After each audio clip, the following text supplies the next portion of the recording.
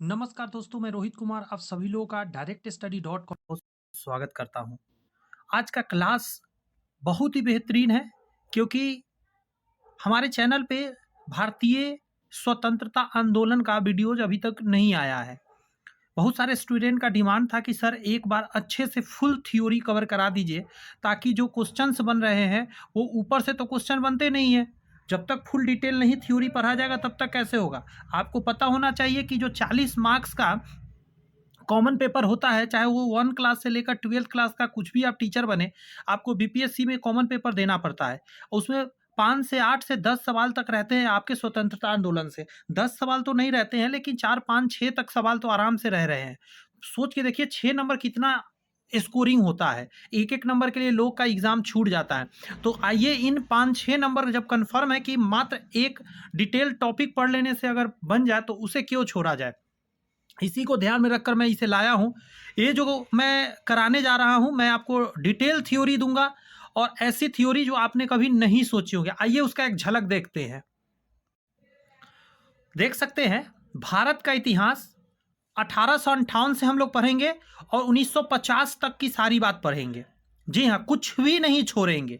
ऐसा detail theory पढ़ेंगे, कहीं से कुछ भी क्वेश्चन बनेगा, उसे हम लोग टैकल कर जाएँगे, चाहे किसी भी एग्ज़ाम का तैयारी क्यों ना करते हो। जी हाँ, किसी भी एग्ज़ाम का तैयारी।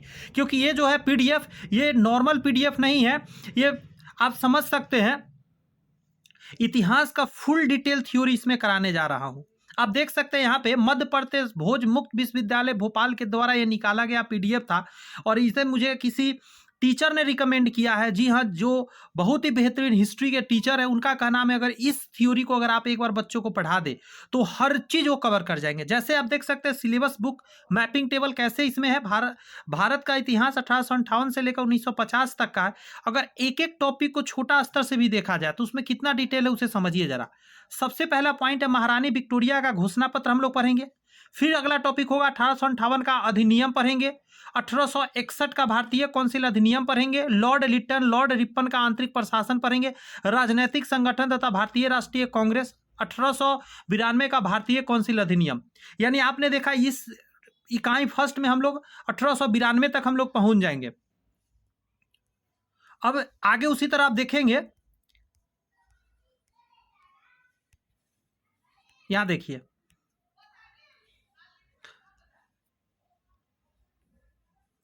देखिए अगर आप थोड़ा भी जानते होंगे हिस्ट्री पहले से तो आप इकाई 4 पढ़िए।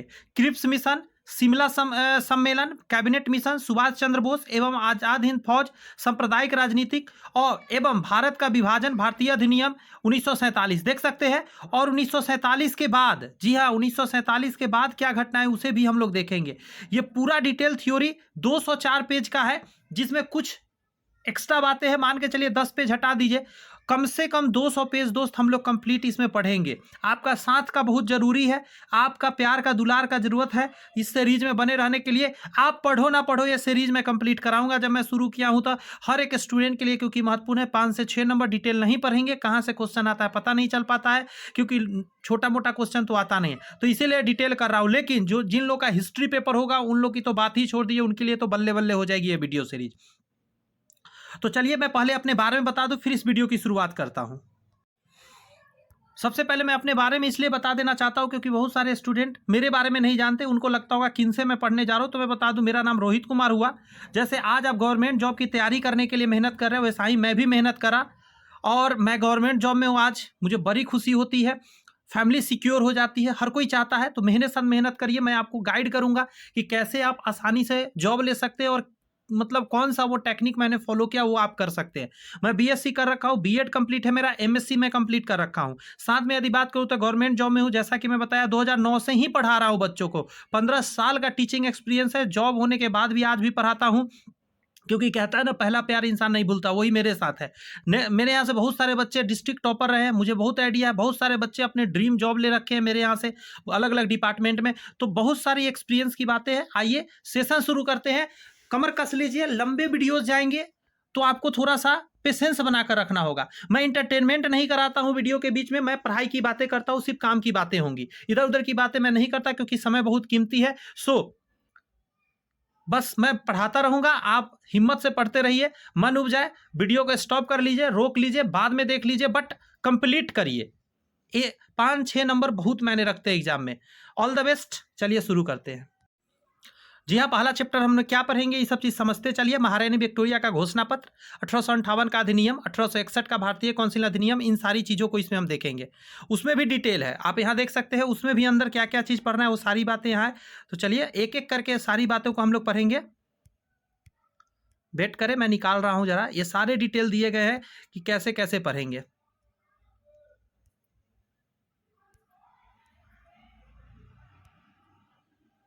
एक सेकेंड मुझे दे दीजिए जरा, मैं जी हाँ, यहाँ से आपका चैप्टर फर्स्ट स्टार्ट है। चैप्टर पहला का, हर एक चैप्टर का पहले हम लोग परिचय पढ़ेंगे, क्या है नहीं है डिटेल हम लोग करते चलेंगे। मैं आपसे फिर बोल रहा हूँ, उबाऊ हो सकता है आपके लिए, लेकिन आपको हिम्मत बनाकर रखना होगा, क्योंकि जब तक डिटेल चीज़ नहीं पढ़ा जाएगा मुझे नहीं लगता कि आज के डेट में एग्जाम में क्वेश्चन बन पाएगा, क्योंकि कहाँ से बनता है क्वेश्चन समझना बड़ी मुश्किल है। तो चलिए शुरुआत कर रहे हैं।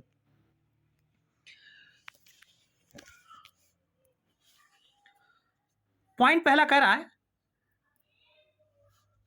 प्रथम स्वतंत्रता आंदोलन में भारत के वीरों ने अपना बलिदान देते हुए भारत में अंग्रेजी प्रशासन या शासन पर प्रहार करते हुए ब्रिटिश ईस्ट इंडिया कंपनी की नींव हिला दी थी। ये सारी बातें आप जानते होंगे। आगे कहा जा रहा है कि 1857 के प्रथम स्वतंत्रता संग्राम से भयभीत ब्रिटिश सरकार ने भारत में अंग्रेजों के विरुद्ध उत्पन्न हुए असंतोष के लिए ईस्ट इंडिया कंपनी को उत्तरदायी ठहराया। जैसा कि आपको पता होना चाहिए, ईस्ट इंडिया कंपनी है, भारतीय उसे बहुत ज़्यादा परेशान कर रहे थे, क्योंकि उसका जो रणनीति था, हमारे अपने देश में इंडिया में काम करने का तरीका था, वो सही नहीं था। तो जब इंडियन उसके प्रति बहुत सारे आंदोलन और क्रांति कर रहे थे, तो जो अंग्रेजी सरकार था उसने कहा कि नहीं, ईस्ट इंडिया कंपनी ही इसके लिए दोषी है। क्यों? क्योंकि ईस्ट इंडिया कंपनी ही इंडिया में आकर व्यापार फैला रही थी। बरन इंडिया नहीं, चाइना हो गया, म्यांमार हो गया, श्रीलंका हो गया, पाकिस्तान हो गया, चाइना हो गया, इन सभी जगहों पर तो कहा जा रहा है कि ब्रिटिश सरकार भारत में कंपनी के शासन को समाप्त करने के लिए कृत संकल्प हो गई। यानी कि ये जो कंपनी का शासन था, जिसको ईस्ट इंडिया कंपनी कहा जाता था, ब्रिटिश सरकार समझ गई थी कि नहीं, इसके शासन को बंद कर देंगे तो कहीं ना कहीं जाके हमारे हाथ में सत्ता आएगी, तो हम अच्छे से इंडिया में या एशियाई देशों को अच्छे से हम लोग हैंडल कर सकते हैं। ब्रिटिश सरकार ने सर्वप्रथम 1858 ईस्वी में एक अधिनियम पारित किया, जिसे 1858 ईस्वी का अधिनियम कहा जाता है। एक चीज़ समझिएगा यहाँ पे, अब आपके मन में उठ रहा होगा आखिर ऐसा क्या घटना हो गया जो 1858 में ऐसा फैसला लेना पड़ा ब्रिटिश सरकार को। देखिए, आपको पता होना चाहिए कि 1857 में बहुत बड़ा क्रांति अपने देश में हुआ था, बहुत बड़ा, और अपने बिहार से, बंगाल से स्टार्ट होकर दिल्ली तक जाकर हिल गया था पूरा इस क्रांति से। इसीलिए ऐसा जो फैसला है वो ब्रिटिश सरकार को लेना पड़ा। कहा जा रहा है कि इस अधिनियम द्वारा भारत में ईस्ट इंडिया कंपनी के शासन को समाप्त कर दिया गया। माइंड में एक बात यहाँ से पॉइंट रखेंगे कि ब्रिटिश सरकार ने सर्वप्रथम 1858 में एक अधिनियम पारित किया, और इसके तहत क्या किया, जो ईस्ट इंडिया कंपनी था उसका शासन समाप्त हो गया। तो पहला पॉइंट यहाँ से आप याद रखेंगे।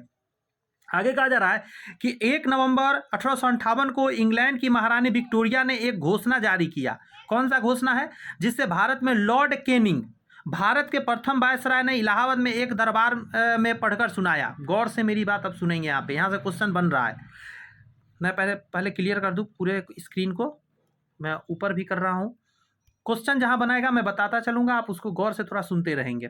कहा जा रहा है 1 नवंबर 1858 को इंग्लैंड की महारानी विक्टोरिया ने एक घोषणा जारी की, जिसे भारत में लॉर्ड कैनिंग, भारत के प्रथम वायसराय ने, यानी कि आपसे एक क्वेश्चन बना क्या कि भारत के प्रथम वायसराय कौन थे, तो लॉर्ड कैनिंग थे। क्लियर है, याद रहेगा।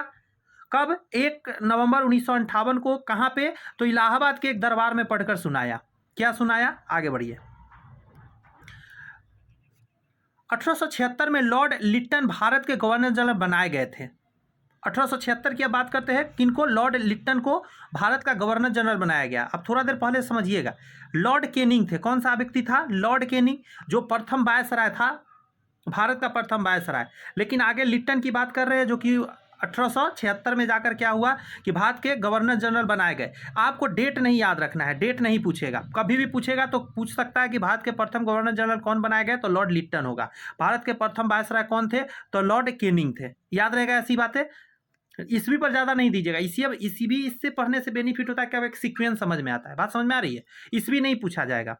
कहा जा रहा है उनकी भेदभावपूर्ण एवं प्रतिक्रियावादी नीति के कारण भारतीयों में असंतोष उत्पन्न हो गया था। आपको पता होना चाहिए कि भारत में क्या हो गया था, इनके लिट्टन साहब का जो एक्टिविटी था, जो गवर्नर जनरल पढ़े थे, अच्छा नहीं था, इसीलिए बहुत सारे असंतोष थे, भारतीय दुखी रहते थे। लॉर्ड रिपन, यहाँ पे ध्यान रखिएगा, एक शब्द पर ध्यान, यहाँ लिट्टन था, यहाँ रिपन की बात हो रही है, ये सब ध्यान रखना है। लॉर्ड रिपन ने 1880 से 1884 ईस्वी तक वायसराय के पद पर कार्य किया। लॉर्ड रिपन ने भारतीयों के कल्याण के लिए तत्परता से कार्य किया। वे एक लोकप्रिय वायसराय भी थे, जो भारतीय जिनको पसंद किए। तो अगर पूछा जाए लिट्टन, तो देखिए एक ट्रिक देता हूँ, बुरा नहीं मानिएगा। रिबन काट के किसी चीज की शुरुआत होती है तो अशुभ माना जाता है। तो रिपन को इंडियन वाले अच्छे मानते थे, उनकी एक्टिविटी ठीक थे, लेकिन लिट्टन जो थे, लिट्टी को लोग तोड़ के खा जाता है, लिट्टी को तोड़ के लोग खा जाता है, तो लिट्टन को भारतीय पसंद नहीं करते थे, क्योंकि वो भारत के गवर्नर जनरल बने थे, लेकिन वो उनका एक्टिविटी सही नहीं था। अंडरस्टैंड, इतनी बात याद रहेगा। और रिपन को पसंद करते कि रिबन काट के शुरुआत होती है किसी चीज की। आगे बढ़ते हैं। कैसा लग रहा है सेशन, कमेंट्स में जरूर बताइएगा। मैं इधर उधर की कुछ भी बातें नहीं करूंगा, क्योंकि बहुत सारे पेज हमें पढ़ने हैं और थ्योरी कंप्लीट करने हैं। तो प्लीज़ आपका सहयोग की जरूरत होगी। मनोरंजन रील्स देख के कर लीजिएगा, बस इस वीडियो में थोड़ा उबाऊ होगा, फिर भी देखते रहिए। कहा जा रहा है सन 1885 ईस्वी में भारतीय राष्ट्रीय कांग्रेस की स्थापना हुई थी। कब हुई थी? 1850 में भारतीय राष्ट्रीय कांग्रेस की स्थापना हुई थी। अतः भारतीय राष्ट्रीय कांग्रेस ने के नेतृत्व में ही 1947 में भारत को स्वतंत्रता प्राप्त हुई। ब्रिटिश सरकार ने 1861 का अधिनियम पारित किया। इसकी त्रुटियां शीघ्र ही सामने आ गई थी। आगे कहा जा रहा है 1892 में ब्रिटिश सरकार ने भारतीय के असंतोष दमन करने के लिए एक अधिनियम पारित किया। कहा जाता है 1892 का भारतीय काउंसिल अधिनियम इसे कहा जाता है। आपको लग रहा होगा चैप्टर कंप्लीट हो गया, तो नहीं, मैं आपको यहाँ दिखाता हूँ। ये चैप्टर का परिचय था। इतना डिटेल आपने पढ़ा, इसमें क्या आपको पता चला, इस चैप्टर में आपको आखिर पढ़ना क्या है। अब हम लोग चैप्टर के अंदर दोस्त चलेंगे। जी हाँ, यहाँ से उद्देश्य पढ़ेंगे। क्या चीज़ का है? महारानी विक्टोरिया ने जो घोषणा पत्र पढ़ने को दिया था 1858 में, जो 1 नवंबर को पढ़ा गया था, उसकी मैं बात करूंगा। माइंड में जा रही है बात? बहुत डिटेल पढ़ने वाले हैं, बहुत ज़्यादा डिटेल, जैसे यूपीएससी के बच्चे पढ़ते हैं, ताकि क्वेश्चन कहीं से भी बने हम लोग बना सके। क्लियर है? इसके बाद शॉर्ट वीडियो जाएंगे, जिसमें मेन इसके पॉइंट मैं छांट कर अलग एक नोट बनाऊंगा और उसको भी मैं आपके सामने प्रोवाइड कर दूंगा। लेकिन पहले डिटेल एक बार मेरे साथ आप पढ़ लीजिए। कहा जा रहा है इस इकाई को पढ़ने के बाद आप इतिहास के निम्न घटनाओं को परिचित होंगे एवं ज्ञान प्राप्त करेंगे। पहला, सम्राज्ञी विक्टोरिया की घोषणा। 1858 के अधिनियम द्वारा भारत का शासन ईस्ट इंडिया कंपनी के हाथों से निकलकर ब्रिटिश ताज के अधीन चला गया। भारत के आंतरिक प्रशासन में लॉर्ड लिट्टन और लॉर्ड रिपन के महत्वपूर्ण सुधार। लिट्टन को लोग पसंद नहीं करता था, रिपन को करता था, माइंड में रखिएगा। राजनीतिक संगठन एवं राष्ट्रीय कांग्रेस की स्थापना को भी आप इसमें समझेंगे। तो चलिए आगे बढ़ते हैं बात को। यहाँ पे हम पढ़ने जा रहे हैं घोषणा पत्र क्या था। महारानी विक्टोरिया का घोषणा पत्र, क्वीन विक्टोरियाज प्रोक्लेमेशन। चलिए बहुत डिटेल पढ़ेंगे, बहुत मजा आएगा आपको, धीरे धीरे इंटरेस्ट में, एकदम माइंड में सारा छवि आपका आएगा। कहा जा रहा है 1857 के विद्रोह का बवंडर बैठ जाने के बाद कंपनी से सत्ता ताज के हाथों में आ जाने पर महारानी विक्टोरिया ने 1 नवंबर 1858 को शाही घोषणा किया। यह घोषणा पत्र बड़ी सावधानी से सोच विचार कर तैयार किया गया था। इस से उदारता, क्षमा, मित्रता, न्याय के भावना परिलक्षित होती थी। ये जो घोषणा था, इसमें हर चीज देखा गया था। बात समझ में आ रही है आपको? एक सेकंड मुझे दीजिए जरा। जी हाँ, ये एक ऐसा बनाया गया था घोषणा पत्र जिसमें हर कोई का ध्यान रखा गया था। आगे कहा जा रहा है कि महारानी विक्टोरिया की घोषणा में अंग्रेजी राज ने भारत के शासन का सीधा उत्तरदायित्व संभाला था। एकदम माइंड में रखिएगा, महारानी विक्टोरिया ने घोषणा में अंग्रेजी राज ने भारत के शासन को सीधा उत्तरदायित्व संभाला था, कि भाई भारत का कैसे चलेगा नैया, वो मैं अब संभालूंगी, महारानी विक्टोरिया ने कहा था। आगे कहा जा रहा है इसमें न केवल अपने वक्त के देशी राजाओं के संबंधों को स्पष्ट किया गया था, वरन अनेक प्रतिज्ञाओं और आश्वासनों का समावेश भी था। ये जो घोषणा पत्र, इसमें बहुत सारा बड़े बड़े वादे भी किए गए थे। कहा जा रहा है भारत का प्रशासन औपचारिक रूप से 1 नवंबर 1858 ईस्वी को ब्रिटिश ताज के अपने हाथों में ले लिया। माइंड में बैठा लीजिए, यहाँ से क्वेश्चन बन गया। भारत का प्रशासनिक औपचारिक रूप से जो प्रशासन था, मतलब समझ रहे, देश चलाने वाले लोगों को प्रशासक कहा जाता है। तो प्रशासन जो था 1 नवंबर 1858 को ब्रिटिश ताज ने अपने हाथों में ले लिया, यानी कि वहां का जो राजगद्दी पे बैठा होगा राजा या रानी होगी, वही चलाएगी भारत का प्रशासन। तो माइंड में आया आपको 1 नवंबर 1858। आएगा 1857 के विद्रोह तक भारत के अधिकांश क्षेत्रों पर ब्रिटिश ईस्ट इंडिया कंपनी प्रशासन चला रहा था। इंडिया के लमसम जो जगह है, हर जगह पे कहाँ चल रहा था, तो ईस्ट इंडिया कंपनी अपना शासन चला रहा था। बट चलाने का तरीका था, आपको पता होना चाहिए कि 1600 ईस्वी के करीब में आया था अंग्रेज। 1700 1800 यानी 250 साल शासन कर चुका है। 250 साल हो गया ना, 1600 में आएगा कोई, 1600 1700 और 1800 पूरा कंप्लीट हो चुका है। और 1857 की बात हो रही है, 250 250 सालों तक। तो सोच के देखिए ईस्ट इंडिया कंपनी क्या क्या भारत में कर रखा था। और अब समझिए आगे, कहा जा रहा था 1857 के विद्रोह भारत के अधिकांश क्षेत्रों पर ईस्ट इंडिया कंपनी का अपना शासन चल रहा था। आगे सुनिएगा, गवर्नर जनरल लॉर्ड कैनिंग ने इलाहाबाद में एक भव्य दरबार का आयोजन किया। इसमें रानी विक्टोरिया की घोषणा को पढ़कर सुनाया। एक दरबार में बहुत बड़ा आयोजन किया और वहां महारानी विक्टोरिया का घोषणा पढ़कर सुनाया कि क्या उन्होंने कहा है। किसने किया ये काम? गवर्नर जनरल लॉर्ड कैनिंग ने किया। लॉर्ड कैनिंग ध्यान रखिएगा। आगे बढ़िए, कहा जा रहा है घोषणा में सबसे पहले कहा गया कि रानी ने इंग्लैंड की संसद की सलाह से भारत का शासन अपने हाथों में ले लिया है। मतलब महारानी विक्टोरिया ने अपना भारत का शासन अपने हाथ में ले लिया है, लेकिन ये नहीं कहा गया कि मैडम ने खुद लिया है, वहां का सांसद ने लिया है। आगे पढ़ते हैं क्या है, फोटो देख लीजिए महारानी विक्टोरिया का। इस घोषणा के द्वारा लॉर्ड कैनिंग को भारतीय प्रदेशों के शासक के लिए प्रथम वायसराय नियुक्त किया गया। माइंड में अब रहेगा बात, लॉर्ड कैनिंग को भारत का प्रथम क्या नियुक्त किया? वायसराय नियुक्त कर दिया गया। गवर्नर जनरल रानी के नाम से और उनकी ओर से शासन का संचालन करेगा। उन उद्देश्यों और नियमों के अनुसार करेगा जो रानी की ओर से राज्य के एक प्रमुख सचिव भारत मंत्री के द्वारा प्राप्त करेंगे। गौर से सुनिए, कहा जा रहा है कि भारत में रहेगा एक बंदा, भारत में एक बंदा रहेगा जिसको प्रमुख सचिव के नाम से जाएगा या भारत मंत्री के नाम से जाना जाएगा। और जो नियम वहां से आया है बनकर, वो नियम के हिसाब से ये जो कैनिंग है, जो वायसराय है, वो यहाँ पे प्रशासन चलाएंगे। महारानी विक्टोरिया को आप लोग मिल लिए, यही है महारानी विक्टोरिया उस समय के। देखिए कितना सजी सबरी है।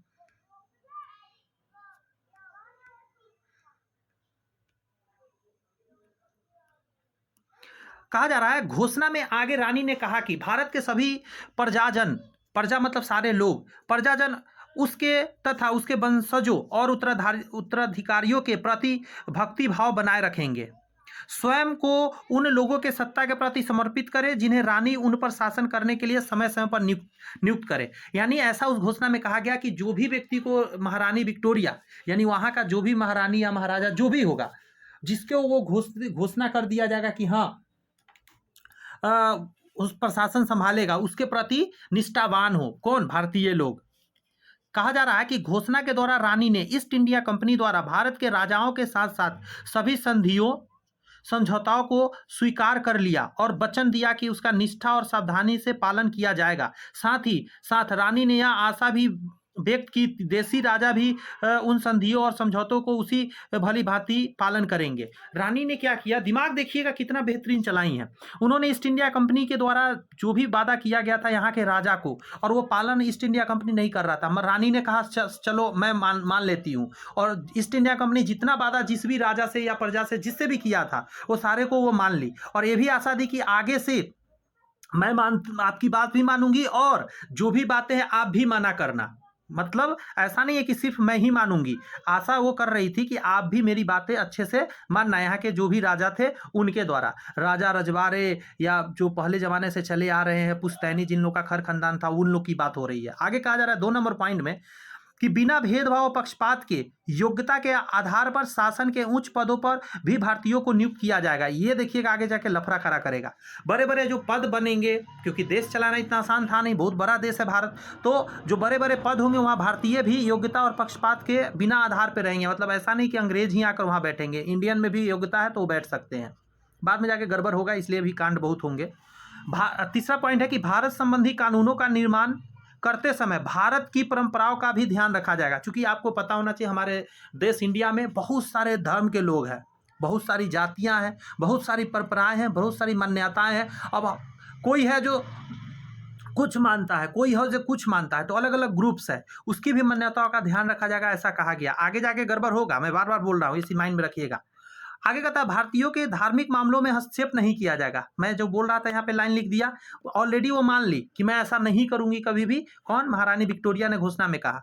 शांति की स्थापना होने के पश्चात सार्वजनिक हित के कार्य किए जाएंगे। फिलहाल तो शांति स्थापना करना था, क्योंकि 1857 में बहुत बड़ा क्रांति हुआ था। 1857 का क्रांति कौन नहीं जानता है, ठीक है। मैं एक स्पेशल वीडियो 1857 की क्रांति बना दूंगा, वहां से भी क्वेश्चन बन सकते हैं आपके एग्जाम में। इसके लिए इसमें नहीं है, इस बुक में, ये बुक उसके आगे की कहानी है, तो उसका एक अलग स्पेशल वीडियो बना देंगे।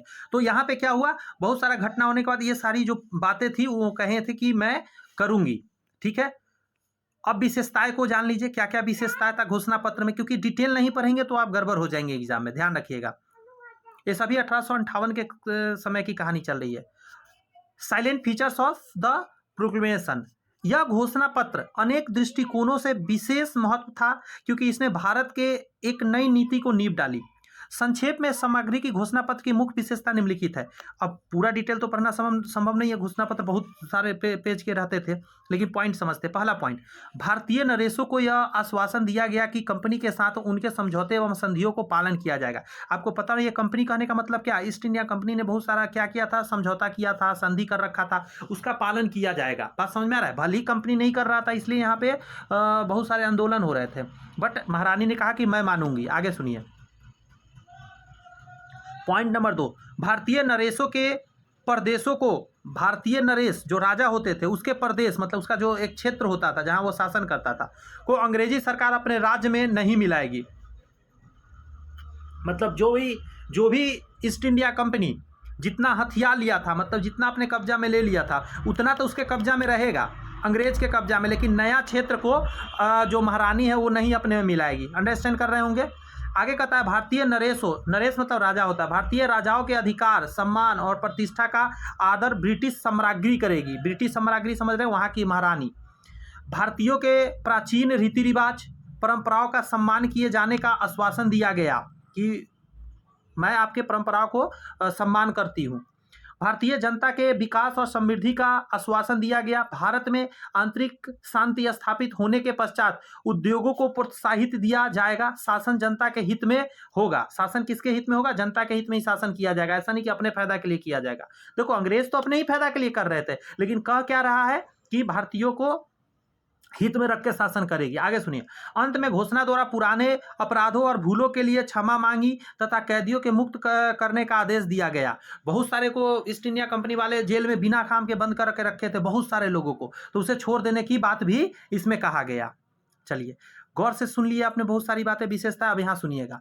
मार्ले मिंटो आप करके सुनोगे। मार्ले ने महारानी की इस घोषणाओं को स्वतंत्रता का अधिकार पत्र बताया। किसका? स्वतंत्रता का अधिकार पत्र बताया है।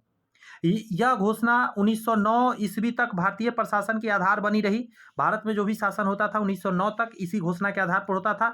इस घोषणा से भारतीयों को सुखद भविष्य की आशा हुई कि चलो कल होके कुछ अच्छा होगा। भारतीय नरेशों मतलब राजाओं और ब्रिटिश सरकार के मध्य नए संबंधों की शुरुआत हुई। वास्तव में यह घोषणा पत्र शाब्दिक आवंटन निरुक्त हुई। मतलब मैंने कहा था ना कि यह सिर्फ वक्तव्य था, बहुत बड़ी बड़ी बातें किया गया ताकि लोग को लुभाया जाए। महारानी की घोषणा पत्र में दिए गए आश्वासनों का सही अर्थों में पालन नहीं किया गया। भारत को शासकीय सेवाओं के उच्च पदों पर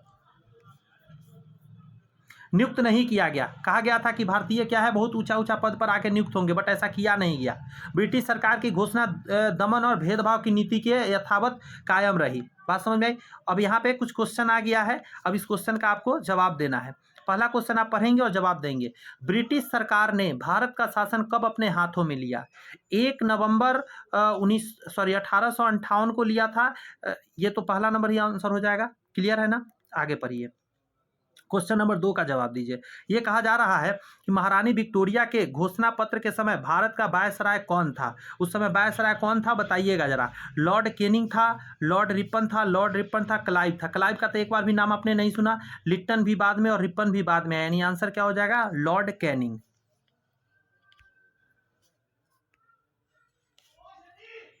क्लियर है? एक टॉपिक अच्छे से यहाँ आपने कंप्लीट कर लिया।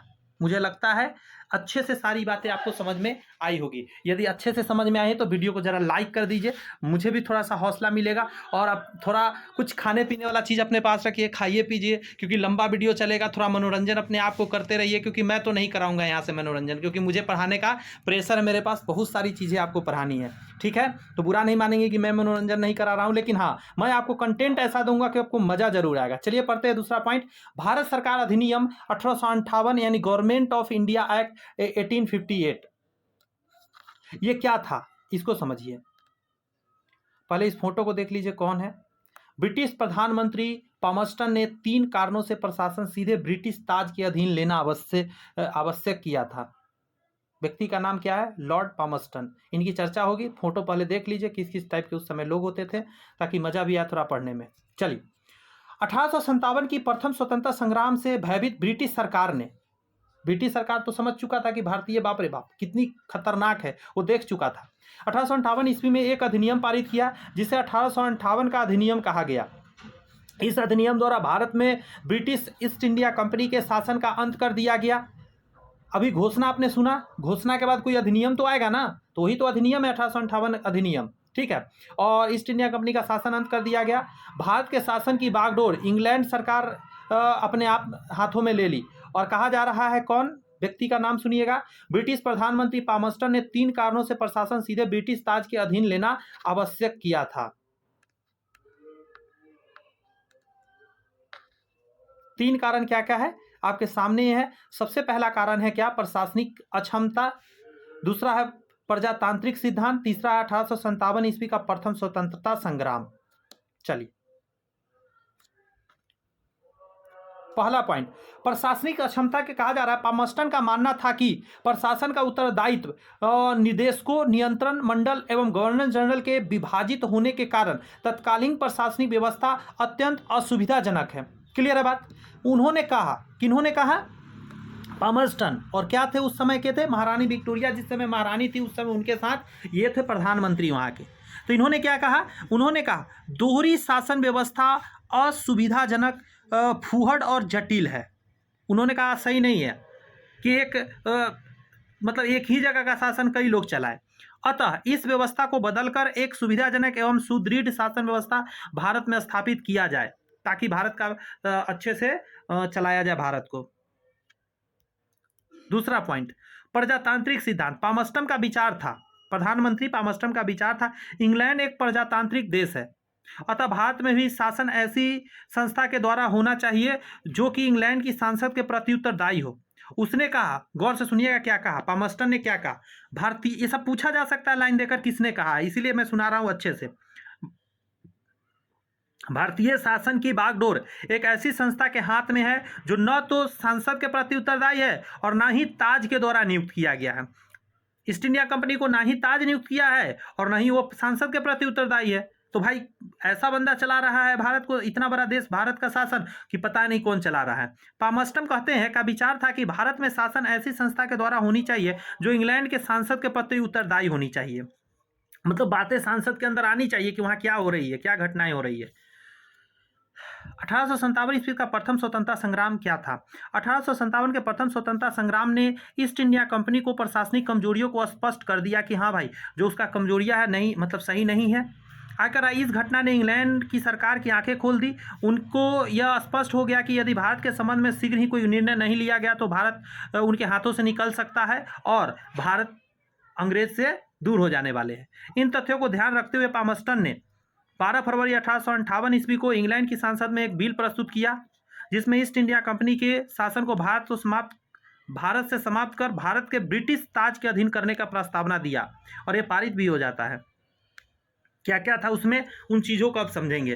पामस्टन साहब माइंड में अब बहुत बार मैं नाम लिया, याद हो गया होगा कि महारानी विक्टोरिया जो थी उस समय 1858 1857 के समय इंग्लैंड में क्या थी, तो वहाँ की महारानी थी और पामस्टन वहाँ के प्रधानमंत्री थे और उन्होंने ये बिल पास वहाँ के संसद में किया था। क्या क्या बातें थी, 1858 के अधिनियम के मुख्य धारा यानी main sections of act of 1858 कहा जा रहा है। 1850 के पहली धारा क्या था कि भारत से कंपनी के शासन का अंत किया जाएगा।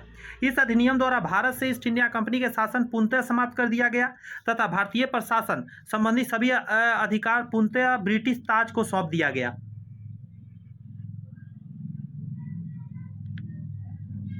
कोई भी जो बातें होंगी वो ब्रिटिश सरकार ही वहां से तय करेगी। कंपनी की सेना को, गौर से सुनिए, कंपनी की सेना को इंग्लैंड के प्रशासन के अधीन कर दिया गया। कंपनी का जितनी भी सेना भारत में रखा हुआ था वो सब किसके अंडर में चला गया, तो सभी चला गया महारानी के अंतर्गत में। तथा इस बार यह स्पष्ट घोषणा की गई कि अब भारत प्रशासन सामग्री के नाम से किया जाएगा। मतलब भारत में जो भी शासन हो रहा है अब किसके होगा, सामग्री के नाम से होगा, मतलब कि वहाँ की महारानी के नाम से होगा। पहले ईस्ट इंडिया कंपनी के नाम से होता था। भारत के सर्वोच्च प्रशासनिक अधिकारी, गौर से सुनिएगा, कौन व्यक्ति है, ब्रिटिश इंडिया कंपनी में सर्वोच्च प्रशासनिक अधिकारी गवर्नर जनरल, ये शब्द पर ध्यान रखिएगा, होता था। गौर से सुनिए, ब्रिटिश इंडिया कंपनी में सर्वोच्च प्रशासनिक अधिकारी गवर्नर जनरल होता था। उसका पदनाम अब गवर्नर जनरल तथा वायसराय कर दिया गया। उसका पद नाम अब जो गवर्नर जनरल था ना, उसका नाम क्या कर दिया गया, अब गवर्नर जनरल से क्या कर दिया गया, वायसराय कर दिया गया, जिसकी नियुक्ति ब्रिटिश ताज के द्वारा की जानी थी। प्रांतीय गवर्नरों को गवर्नर जनरल नियुक्त कर सकता था। मतलब प्रांत जो था, छोटा छोटा क्षेत्र था, जैसे कि अभी हम लोग जिसको स्टेट बोलते हैं, उस समय इसी तरह छोटा छोटा जगह था, जितने भी प्रांत था उसमें गवर्नर जनरल, गवर्नरों को, वहाँ के गवर्नर मतलब प्रांत के गवर्नर को कौन, गवर्नर जनरल नियुक्त कर सकता था। गवर्नर जनरल कौन, गवर्नर जनरल, ये जो है ये वायसराय जिसको बोला जा रहा है, कर सकता था, किंतु उसके लिए ब्रिटिश ताज की स्वीकृति लेना अनिवार्य कर दिया गया।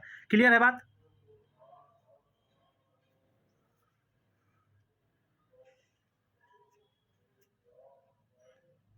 आइए एक शब्द और पर ध्यान दीजिएगा, भारत सचिव।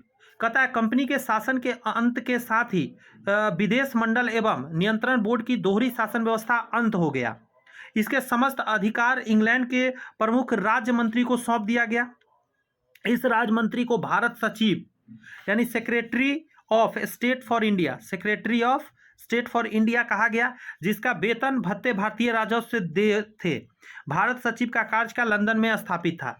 मतलब भारतीय सचिव का जो बंदा होगा वो अंग्रेज होता था और उसका जो भी पैसा पहले दिया जाता था अंग्रेज के यहाँ से, मतलब वहाँ के सांसद से दिया जाता था। लेकिन क्या दिमाग लगाया गया कि अब उसका जो भत्ता होगा, वेतन और भत्ता जो भी होगा भारतीय राजस्व से दिया जाएगा। और वो क्या बोला जाए, उतना डिटेल हम लोग को पढ़ना नहीं है, नहीं तो आप जब पढ़ेंगे ना फिर आपको समझ में आएगा कि कितना पैसा ऐसो आराम उसको दिया जाता था। इतने जानिए, आज के रेट में 100 घर चल जाएगा ना, 100 150 200 घर चलेगा, उतना खर्च एक बंदा को दिया जाता था। छोड़ दीजिए, आगे पढ़ते हैं। भारत परिषद की स्थापना, ये क्या है भारत परिषद, भारत सचिव की सहायता के लिए, किसकी सहायता के लिए, भारत सचिव की सहायता के लिए इंग्लैंड में एक भारत परिषद की स्थापना की गई, जिसमें 15 सदस्यों की व्यवस्था थी। इसमें 7 का निर्वाचन पहली बार निदेशकों की सामग्री द्वारा होना था। मतलब जो इसमें से 7 का निर्वाचन कौन करेगी, सामग्री करेगी। कहता परिषद में आधे से अधिक ऐसे सदस्यों का होना आवश्यक था, आधा से अधिक यानी 15 में से 7 से ज़्यादा 8 मान के चलिए, 8 या 9 या 10, जिन्होंने कम से कम 10 वर्षों तक भारत में काम किया हो, मतलब भारत में 10 वर्ष तक काम कर रखा हो, उसको लेना था। परिषद की बैठक सप्ताह, परिषद की बैठक सप्ताह में एक बार होना आवश्यक था। भारत सचिव परिषद की बैठक की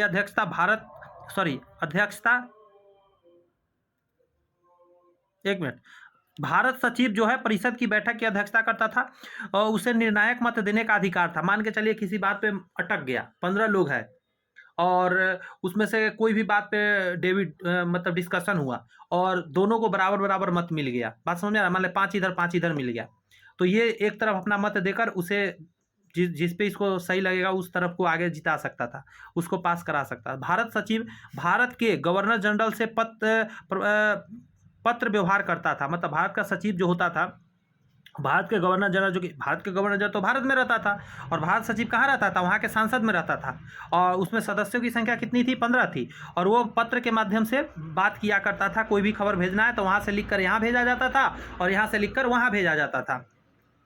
आगे सुनिए, ब्रिटिश संसद का भारत, अच्छा पढ़ क्या रहे हैं आप, भूल तो नहीं गए हैं, पीछे आइए, भूलना नहीं है, मैं याद कराता हूँ।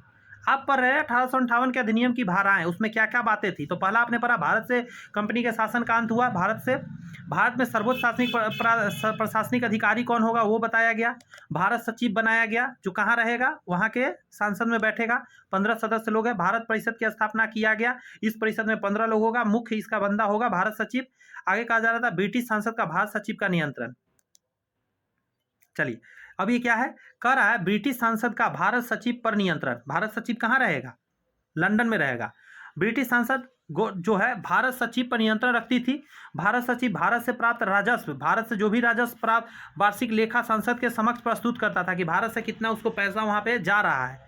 बात समझ में आ रही है। भारत की प्रगति से संबंधित प्रतिवेदन उसे ब्रिटिश संसद में प्रस्तुत करना पड़ता था कि भारत में क्या डेवलपमेंट हुआ है। ठीक है, और ये डेवलपमेंट सुन के आपको लग रहा होगा भारतीय कितना ग्रोथ किया है, नहीं, भारत में उसका बिजनेस कितना चला, उसका धंधा कितना बढ़ा, भारतीयों को लूटा कितना गया, बस यही सब इसमें हुआ करता था। भारतीयों को आगे बढ़ाने की बातें बहुत कम था इसमें, सिर्फ कहा जाता था। ये तो हो गया, 6 नंबर पॉइंट को पढ़ा जाए।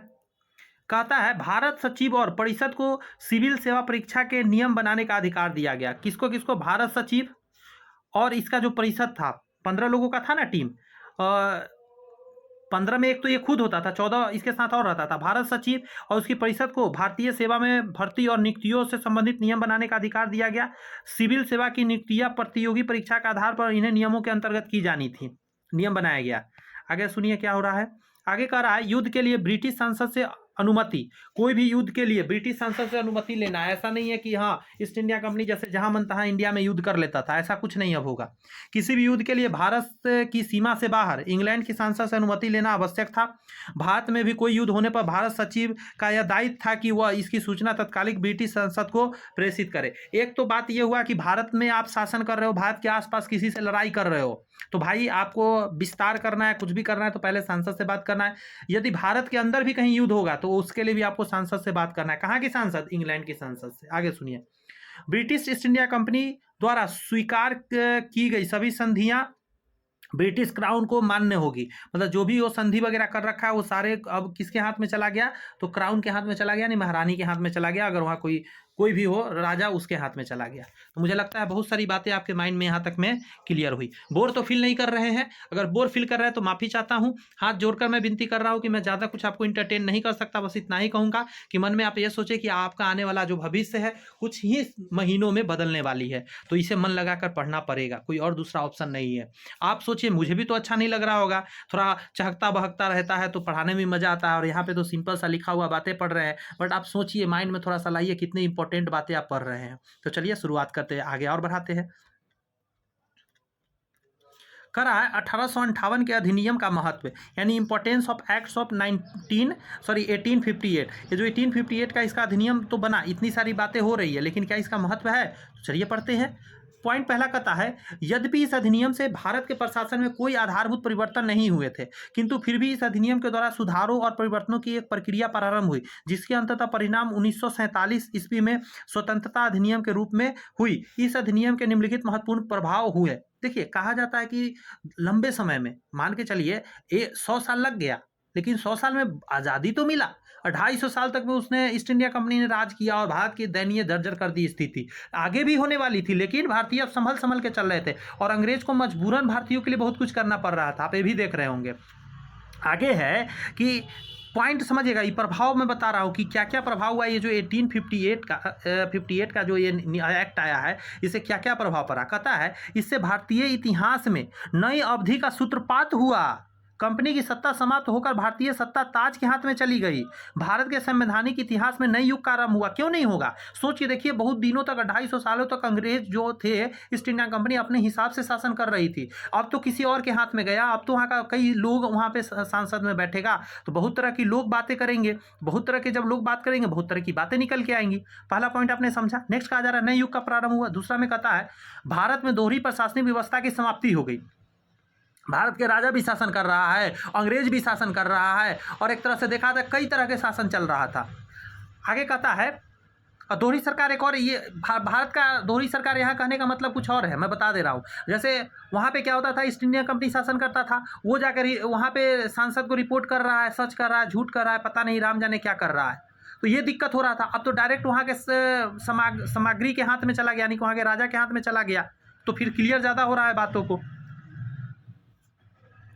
भारतीय विषय ब्रिटिश संसद में बहस के स्पष्ट मुद्दे बन गए। भारत में कोई भी घटना हो रहा है तब वहाँ के संसद में डायरेक्ट आवाज उठ रहा है, पहले कोई उठाने वाला नहीं था। आगे कर रहा है भारत सचिव, जो कि 15 सदस्यीय टीम था, भारत सचिव व उसकी परिषद की स्थापना किए जाने से भारतीय प्रशासन की सुचारुता में वृद्धि हुई, क्योंकि इसकी भारत की विस्तृत जानकारी रहती थी कि भारत में क्या घटनाएं हो रही है। ऐसा नहीं है ईस्ट इंडिया कंपनी की तरह कुछ भी नियम बना दो और भारतीयों को लूट लो, परेशान करो। भारतीय रियासतों व ब्रिटिश सरकार के संबंधों में मधुरता आई, क्योंकि अब उन्हें अपने राज्य छीनने का भय न रहा। माथा में आया बात, माइंड में गया कुछ। रियासत यहाँ का जो भी थे, यहाँ के पुराने जो रियासत थे, जिनके पास बहुत बड़े बड़े जमीन थे, बंगले थे, बहुत कुछ थे, अब उसको डर नहीं था कि अंग्रेज छीन लेगा। अब तो लगा कि हाँ चलो मेरे साथ अच्छा बिहेव किया जाएगा। आगे कह रहा है ईस्ट इंडिया कंपनी का अत्याचारी शासन समाप्त होने से इस आशा का संचार हुआ कि अब उनकी स्थिति सुधरेगी। भारत सरकार अधिनियम 1858 में धार्मिक सहनशीलता का सिद्धांत रखा गया था कि चलो आप कोई हमारे धर्म को उल्लंघन नहीं करेगा, हमें मांस खाने पर मजबूर नहीं करेगा, तो किसी को सुअर खाने पर, किसी को बीफ यानी गाय के मांस खाने पर मजबूर नहीं किया जाएगा, ना अवहेलना किया जाएगा हमारे धर्म का। ये सब चीज़ अंदर में अच्छी भावना आई। आगे सुनिए, इस प्रकार 1858 के अधिनियम से अनेक महत्वपूर्ण परिवर्तन भी हुए। इस संदर्भ में कुपलैंड ने लिखा, कुपलैंड ने क्या लिखा है जानते हैं? परिवर्तन से अत्यधिक महत्वपूर्ण विचार यह है कि इसने आंग्ल भारतीयों के इतिहास के एक अध्याय को बंद कर दिया और एक नवीन अध्याय की शुरुआत किया। सबने यही आज तक कहा, जितने भी पुराने जो हिस्टोरियन हुए वो सारे बंदा ने क्या क्या पता है, सबका यही मानना है कि इसने कितना बदलाव लाया ये मायने नहीं रखता, लेकिन हाँ एक नया युग तो बना दिया। पहले जो चला आ रहा था 250 सालों से भारतीयों को लूटने का सिलसिला, अब तो कोई नया लूटेगा, और नया लूटेगा नए तरीके से, उसको तो पूरा चीज़ पता चल चुका था ना। तो ये चीज़ कहा कुपलैंड ने। अब जो हमारा नया टॉपिक है 1861 का भारतीय कौंसिल अधिनियम 58 में आया। काउंट करिए जरा, 1858 इधर 2 साल और 3 साल, यानी 3 से 4 साल बाद फिर से लाना पड़ा 1861 का भारतीय काउंसिल अधिनियम, जिसको इंडियन काउंसिल एक्ट 1861 कहा जाता है। भारतीय परिषद अधिनियम बोलते हैं इसको। क्यों ऐसा हो रहा है? तो कहीं ना कहीं वो नियम तो बना रहे हैं, बट वो इंडिया में उतने अच्छे से सफल नहीं हो पा रहे। आप देखेंगे अभी से बार बार नियम बनता रहेगा, बार बार टूटता रहेगा, लेकिन अंततः उन्हें त्यागना पड़ेगा इंडिया को। कह रहा है 1858 ईस्वी के भारत, गौर से सुनिए, यही तो आया था भारत शासन अधिनियम, एवं इसकी इसी वर्ष ब्रिटेन की महारानी की उद्घोषणा के पश्चात कंपनी सरकार का कार्य ब्रिटिश क्राउन के हाथों में हस्तांतरित कर दिया गया। परंतु इससे, गौर से सुनिए, परंतु इससे भारतीय प्रशासन में कोई परिवर्तन नहीं हुआ। विदेशी निरंकुशता सत्ता का चरित्र जैसा 1858 के पूर्व था वैसा ही बना रहा। यानी जितने लोग वहां से आए या पुराने यहाँ पे थे, उसी तरह यहाँ के भारतीयों को लूटते थे, और यहाँ का प्रशासन व्यवस्था वैसा ही था। कहीं कोई घटना, कहीं कोई घटना, कहीं कोई युद्ध, मतलब युद्ध नहीं कहेंगे, कोई आंदोलन, कोई क्रांति होता ही रहता था लगातार कुछ न कुछ। यानी कि जैसो के तैसो हरियर, जैसो के तैसो, हमारे बिहार में ऐसा सत्यनारायण स्वामी के पूजा के लास्ट में कहा जाता, वही हाल बना रहा। आइए अब क्या आया, फिर से अंग्रेज ने क्या पैतरा अपनाया उसे समझते हैं। 1861 का अधिनियम पारित किया जाने के कारण, मतलब reasons of passing of the act of 1861, ये तो जानना सबसे पहले जरूरत है ना कि जब 1858 में भारत शासन अधिनियम आ चुका था तो फिर क्यों आया है ये नया एक्ट। तो आइए उसे समझते हैं। कह रहा है 1858 के भारत शासन अधिनियम के अंतर्गत केवल इंग्लैंड से होने वाले निर्देश व आदेशों से ही परिवर्तन हुआ, मतलब वहां से जो आदेश मिलता था उसी में चेंजिंग आया। इसका भारतीय प्रशासन प्रणाली पर विशेष प्रभाव नहीं पड़ा, अतः भारतीय असंतुष्ट थे, सुधार करना चाहते थे। कंपनी का शासन ब्रिटिश क्राउन को हस्तांतरित हो जाने के पश्चात ब्रिटिश सरकार को यह स्पष्ट हो गया कि भारतीयों को विधान परिषद में शामिल किया जाना नितांत आवश्यक था। समझ रहे, विधान परिषद में, यानी जो 15 सदस्यीय टीम बना भारत सचिव का, उसमें अगर भारतीय नहीं शामिल हो रहे हैं तो भारतीय तो खुश नहीं रहेंगे कि वो जो 15 लोग क्या फैसला मेरे लिए वहां बैठ के ले रहा है संसद में, मुझे तो नहीं पता है, इसलिए भारतीय कहीं ना कहीं कुछ बोलेगा। ये बंदा को देख लीजिए जरा, इसका नाम आने वाला है आपके बीच, मैं छोटा करके दिखा रहा हूँ अच्छे से, फुल स्क्रीन कर दे रहा हूँ एकदम, sir Charles Wood, sir Charles Wood.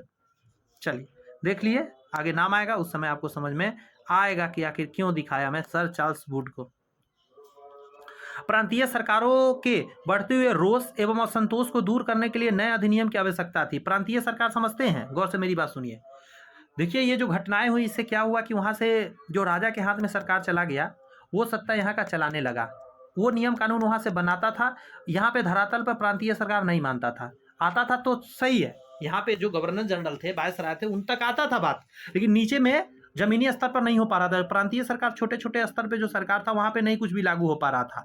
आगे कहता है अधिनियम शक्तियों का विकेंद्रीकरण किया जाना आवश्यक था जिससे कि प्रेसिडेंसी सरकार कानून बना सके। बात समझ में आ रहा है? शक्ति का विकेंद्रीकरण मतलब एक लोगों के हाथ में सरकार होने की वजह से, शक्ति होने की वजह से सही से नहीं यहाँ कानून चल पा रहा था, नियम बन पा रहा था, उसका विकेंद्रीकरण करना आवश्यक हो गया था। अब यहाँ अभी मैं फोटो दिखाया था, उनकी बात सुनिए। उपयुक्त परिस्थितियों में लॉर्ड केनिंग द्वारा प्रस्तावित योजनाओं के अनुरूप तत्कालिक भारत सचिव चार्ल्स वुड ने, गौर से सुनिएगा, भारत सचिव कौन था उस समय, अब आपको माइंड में आएगा, चार्ल्स वुड ने 6 जून 1861 ईस्वी में ब्रिटेन की संसद के समक्ष एक विधेयक प्रस्तुत किया। क्यों किया? क्योंकि गवर्नर जनरल तो लॉर्ड केनिंग कहाँ पे था, इंडिया में था, लेकिन वहां पे कौन था, तो भारत सचिव जो वहां के परिषद में बैठा था, चार्ल्स वुड, उसने 6 जून 1861 ईस्वी में ब्रिटेन की संसद के समक्ष एक विधेयक प्रस्तुत किया। दोनों संसदों के अनुमोदन के पश्चात 1 अगस्त 1861, देखिए ये जून की बात है, 6 जून, जुलाई, अगस्त, 1 अगस्त 1861 ईस्वी में विधेयक को सम्राट ने स्वीकृति प्रदान की। यह अधिनियम भारतीय परिषद अधिनियम 1861 के नाम से जाना गया। अब इसमें क्या क्या धाराएं थी, जैसे आपने 58 वाला में देखा, उसी तरह आप देखेंगे 1861 वाला 1861 की धाराएं की क्या क्या main sections of the Indian council act 1861 देखेंगे। पहला है कि वायसराय की कार्यकारिणी के सदस्यों की संख्या 4 से बढ़ाकर 5 कर दी गई। वायसराय जो इंडिया में होता था उसके कार्यकारिणी सदस्य का संख्या कितना रहता था, 4, उसको बढ़ा के 5 कर दिया गया। 5वां सदस्य विधि विशेषज्ञ होना अनिवार्य था। विधि समझ रहे हैं, जो नियम कानून को अच्छे से संचालन करे, उसका विशेषज्ञ होना अनिवार्य था, 5वां। आगे कहा जा रहा है दूसरा पॉइंट में क्या नियम था कि कानून बनाने के लिए लेजिस्लेटिव काउंसिल में भी सदस्यों की संख्या बढ़ाई गई। इस काउंसिल में अब कम से कम 6 व अधिक से अधिक 12 सदस्य बढ़ाए जा सकते थे। मतलब कम से कम तो 6 रखना है, अधिक से अधिक 12 तक आप बढ़ा सकते थे। इन अतिरिक्त सदस्यों का कार्यकाल 2 वर्षों तथा ये सदस्य वायसराय द्वारा नियुक्त किए जाने थे, जिसमें भारतीय सदस्य भी शामिल हो सकते थे। क्लियर है बात? किसकी बात हो रही है? लेजिस्लेटिव काउंसिल की बात हो रही है। इसमें 6 सदस्य कम से कम और अधिक से अधिक 12 हो सकता था, और भारतीय भी इसमें शामिल हो सकता है, 2 वर्ष के लिए हो सकता है। इन जगहों से क्वेश्चन बनेगा तो आप जवाब दे पाएंगे। तीसरा पॉइंट है कि ये सब 1861 चल रहा है, माइंड में बैठा कर रखिएगा। इंडियन काउंसिल एक्ट 1861 की बात हम लोग कर रहे हैं। चौथा पॉइंट, उसमें क्या कहा गया, भारत मंत्री कमांडर इन चीफ को इस लेजिस्लेटिव काउंसिल का विशेष सदस्य नियुक्त कर सकते थे। भारत मंत्री कमांडर इन चीफ को इस लेजिस्लेटिव काउंसिल का विशेष सदस्य नियुक्त कर सकते थे। बहुत सारी बातें हैं, अभी तो 3 बातें हुई हैं। चौथा पॉइंट में कहा गया कि प्रत्येक प्रांत के गवर्नर को एक अधिकार प्रदान किया गया कि वो अपनी परिषद में कम से कम 4 व अधिक से अधिक 8 सदस्य को नियुक्ति कर सकता है। जैसे जो प्रांत का जो गवर्नर होता था उसके पास भी तो बंदा चाहिए, तो कम से कम तो 4 रखना ही है मिनिमम उसको, अधिक से अधिक 8 सदस्य भी वो नियुक्त कर सकता था। और कहा जा रहा है परिषद मुख्यतः प्रांत के लिए नियमों को बना सकती थी। प्रांत का नियम वो प्रांत वाला बनाएगा, किंतु अंतिम स्वीकृति वायसराय से होनी थी। मतलब आप बना लो नियम, हमरे पास लाओ, वायसराय कहता था मैं इस पर टिक करूंगा, टिक आउट कर लूंगा। बात समझ में आया? मेरी बात अब गौर से सुनिए, मैं थोड़ा सा यहाँ पे रुकूंगा और मैं आपको समझाऊंगा। देखिए आपको पता होना चाहिए ईस्ट इंडिया कंपनी जो था वो गवर्नर जनरल नियुक्त भारत में करके रखता था, उसी के अंडर में शासन चलता था। बाद में क्या हुआ कि 1858 के क्रांति के बाद क्या हुआ कि उसका नाम बदल के वायसराय कर दिया गया। बात समझ में आया? लेकिन गवर्नर जनरल जो था वो गवर्नर जनरल के शब्द तो बदल गया वायसराय में, लेकिन गवर्नर भी होता था। वो गवर्नर जनरल नहीं, गवर्नर होता था, वो गवर्नर प्रांत का होता था। प्रांत का जो था उसको गवर्नर कहा जाता था। यहाँ उसी की बात हो रही कि गवर्नर जो होता था प्रांत का, छोटे छोटे जगहों का, वो 4 से 8 सदस्य तक अपने में नियुक्त करके रखता, नियम कानून बना सकता अपने प्रांत के लिए, और उसका स्वीकृति किससे लेता? वायसराय से लेता है। गवर्नर जनरल कह सकता है, लेकिन कहना अच्छा नहीं है क्योंकि वायसराय नाम बदल चुका है।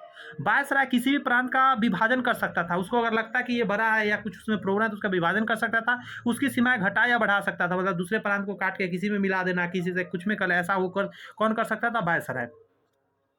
अगला कहता है लेजिस्लेटिव काउंसिल का कार्य केवल कानून बनाना था, वो कार्यपालिका के कार्यों के हस्तक्षेप नहीं कर सकती थी। गवर्नर जनरल काउंसिल के किसी भी प्रस्ताव को अस्वीकार कर सकता था तथा उसे अध्यादेश जारी करने का अधिकार भी था। ये गवर्नर जनरल जब लिख रहा है तो फिर से वायसराय मन में समझिएगा। और ये क्या कर सकता है? कोई किसी को अस्वीकार कर सकता था, प्रस्तावना उसके पास लेकर गए आप कोई नियम तो, और अध्यादेश जारी करके बुला सकता था और बैठक बैठा सकता था। ये सारी 1861 की बातें थी। अब हम लोग आगे टॉपिक पर बात करेंगे भारतीय परिषद अधिनियम 1861 का महत्व। जैसे कि हमने 58 का महत्व देखा था, उसी तरह हम लोग महत्व किसका देखेंगे? भारतीय परिषद अधिनियम 1861 का महत्व देखेंगे, यानी importance of Indian council act 1861।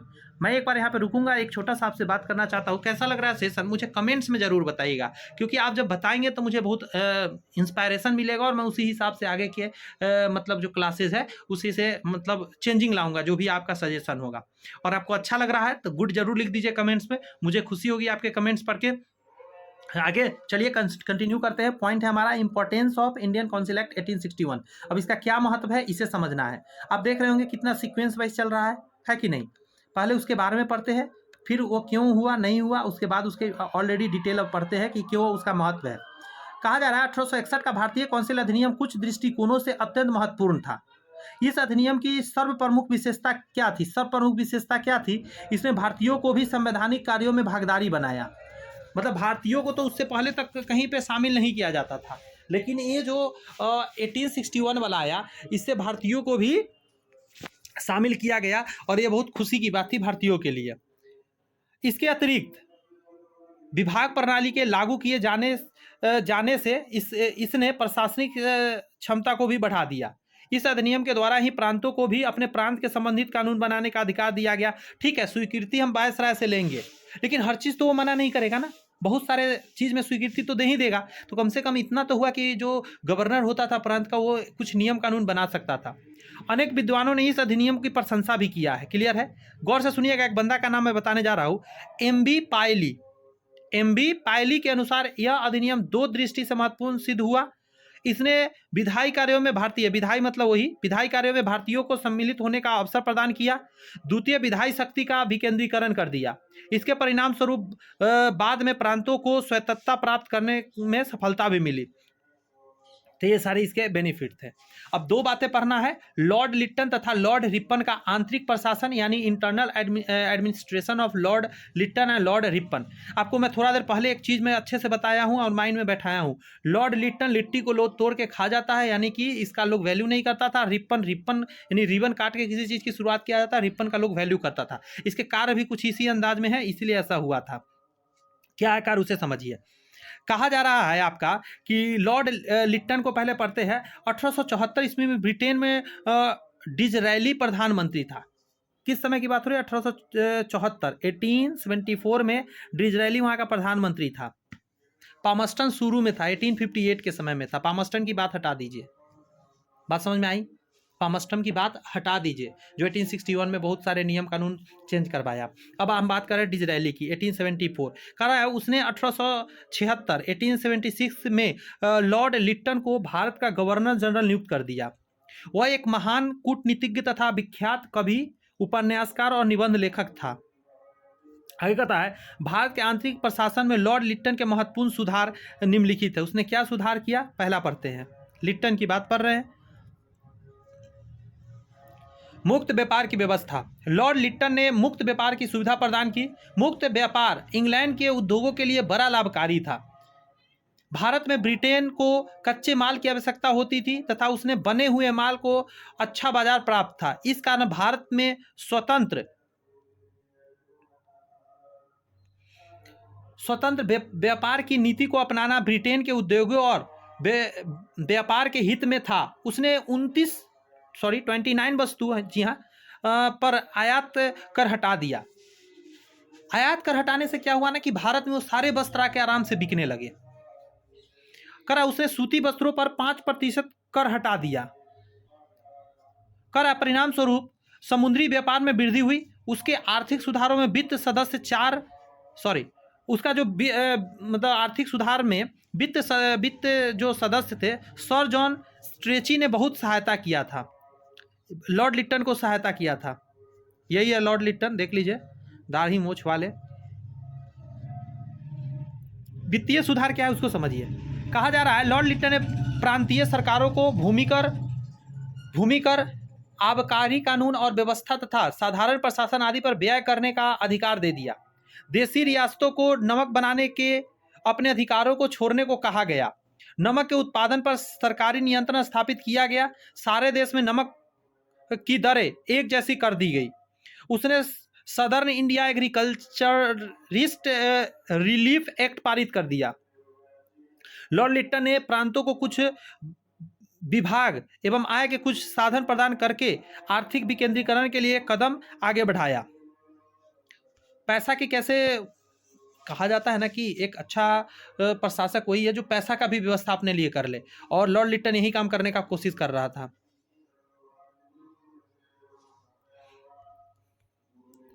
राज उपाधि अधिनियम 1876 ईस्वी। ब्रिटिश संसद ने 1876 ईस्वी में राज उपाधि अधिनियम पारित कर महारानी विक्टोरिया को कैसर ए हिंद की उपाधि दी। किसको दिया गया? कैसर ए हिंद की उपाधि महारानी विक्टोरिया को उपाधि दी। लॉर्ड लिट्टन ने 1 जनवरी 1877 में दिल्ली में एक भव्य दरबार का आयोजन किया। गौर से सुनिएगा, लिट्टन ने कब किया?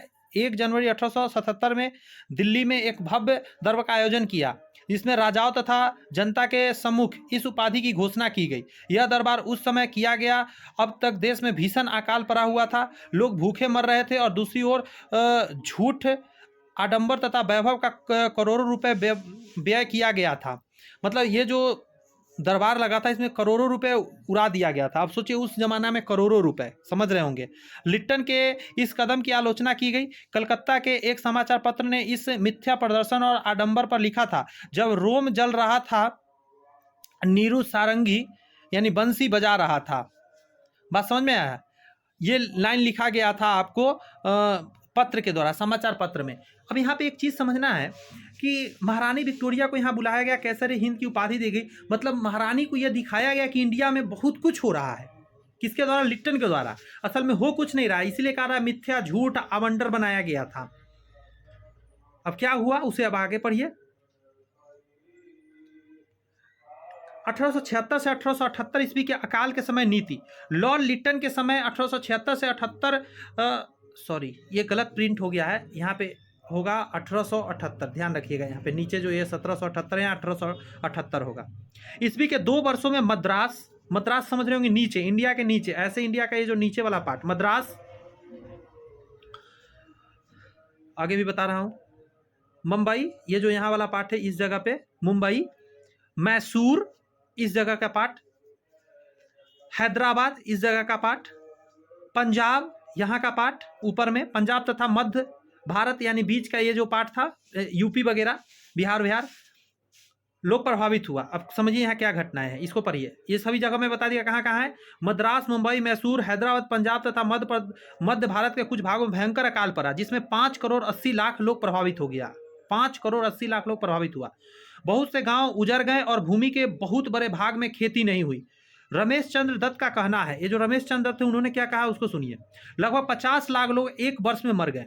50 लाख लोग एक वर्ष में मर गए, सोच के देखिए।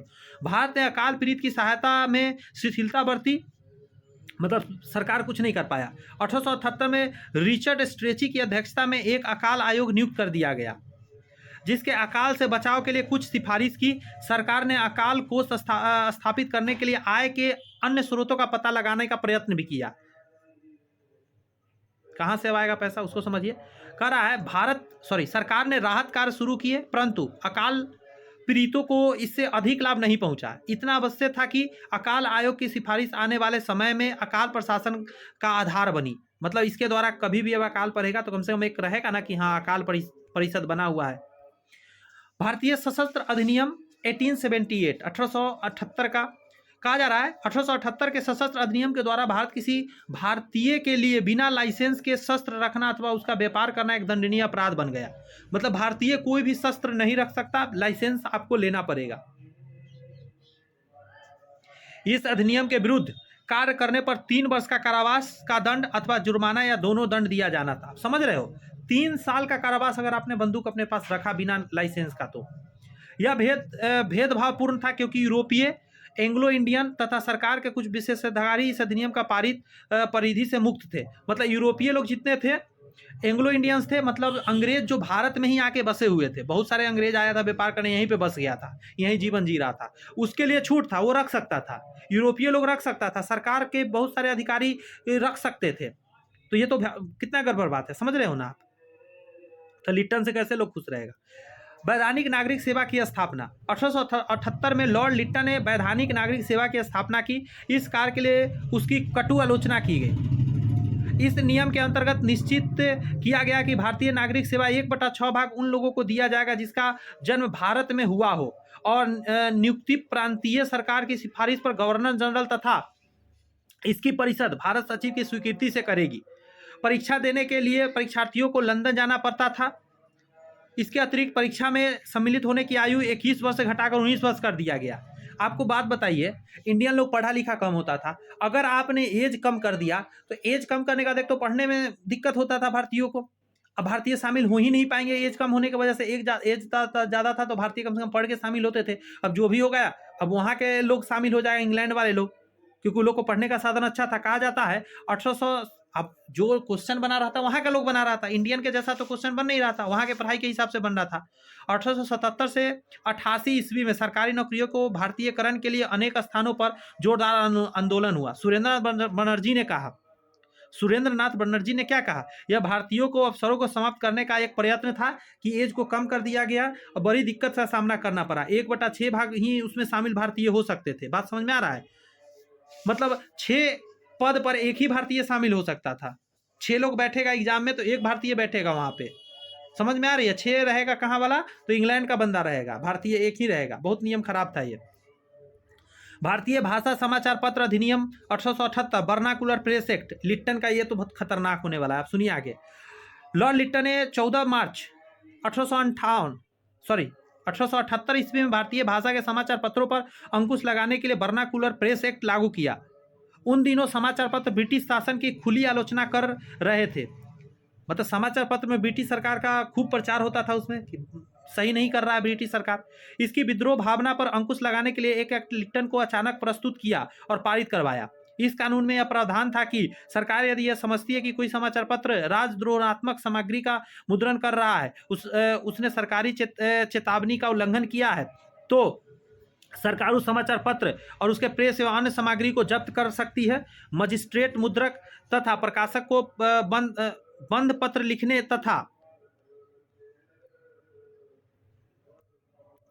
तथा जमानत जमा करने का आज्ञा दे सकता था और सरकार के प्रति विद्रोह की भावना का प्रकाशन होने पर उसकी जमानत जब्त की जा सकती थी। भारतीय ने इस अधिनियम की निंदा की। सुरेंद्रनाथ बनर्जी ने इसे, गौर से सुनिएगा, आकाश से वज्रपात की संज्ञा दी। मतलब आकाश से एक बहुत बड़ा पत्थर गिर गया है। इसका परिणाम यह हुआ कि भाषाई समाचार पत्रों में आलोचना बंद हो गई, परंतु अंग्रेजी समाचार पत्रों में आलोचना होने लगी। यह भारतीयों के अवसरों को समाप्त करने का एक प्रयत्न भी था।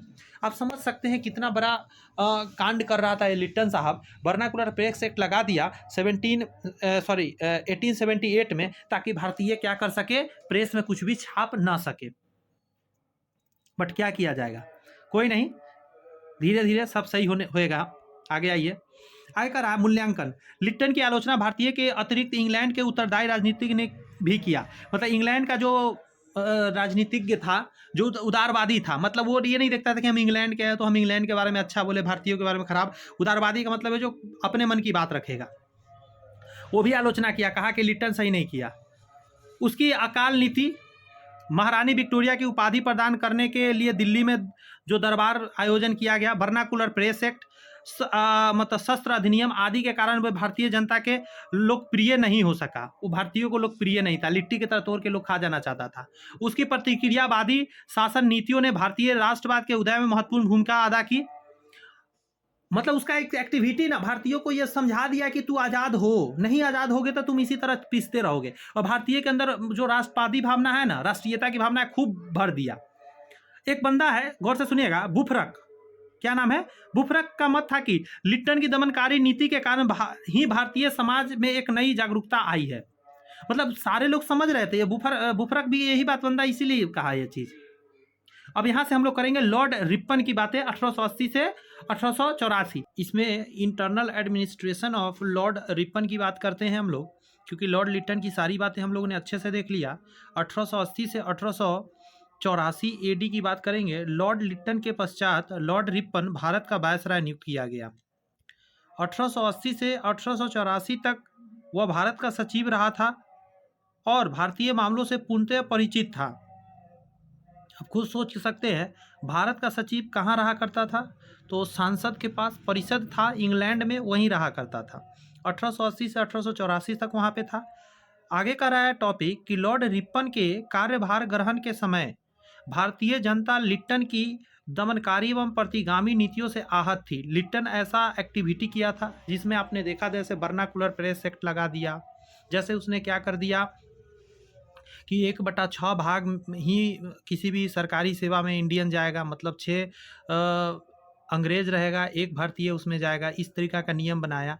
ना पत्र को चलने दे रहा था, ना समाचार पत्र, ना पत्रिका, हर चीज़ पर उसने रोक लगा रखा था, सेंसरशिप लगा रखा था। ना भारतीय कोई भी अस्त्र शस्त्र रख सकते थे, ये भी प्रॉब्लम था। लेकिन यूरोपियों को छूट था, भारतीयों को, अंग्रेजों को छूट था। आगे कहा जा रहा है प्रतिगामी नीति से आहत थी और विद्रोह की स्थिति निर्मित हो चुकी थी। फोटो देख लीजिए, इनको थोड़ा सा लोग पसंद करते हैं।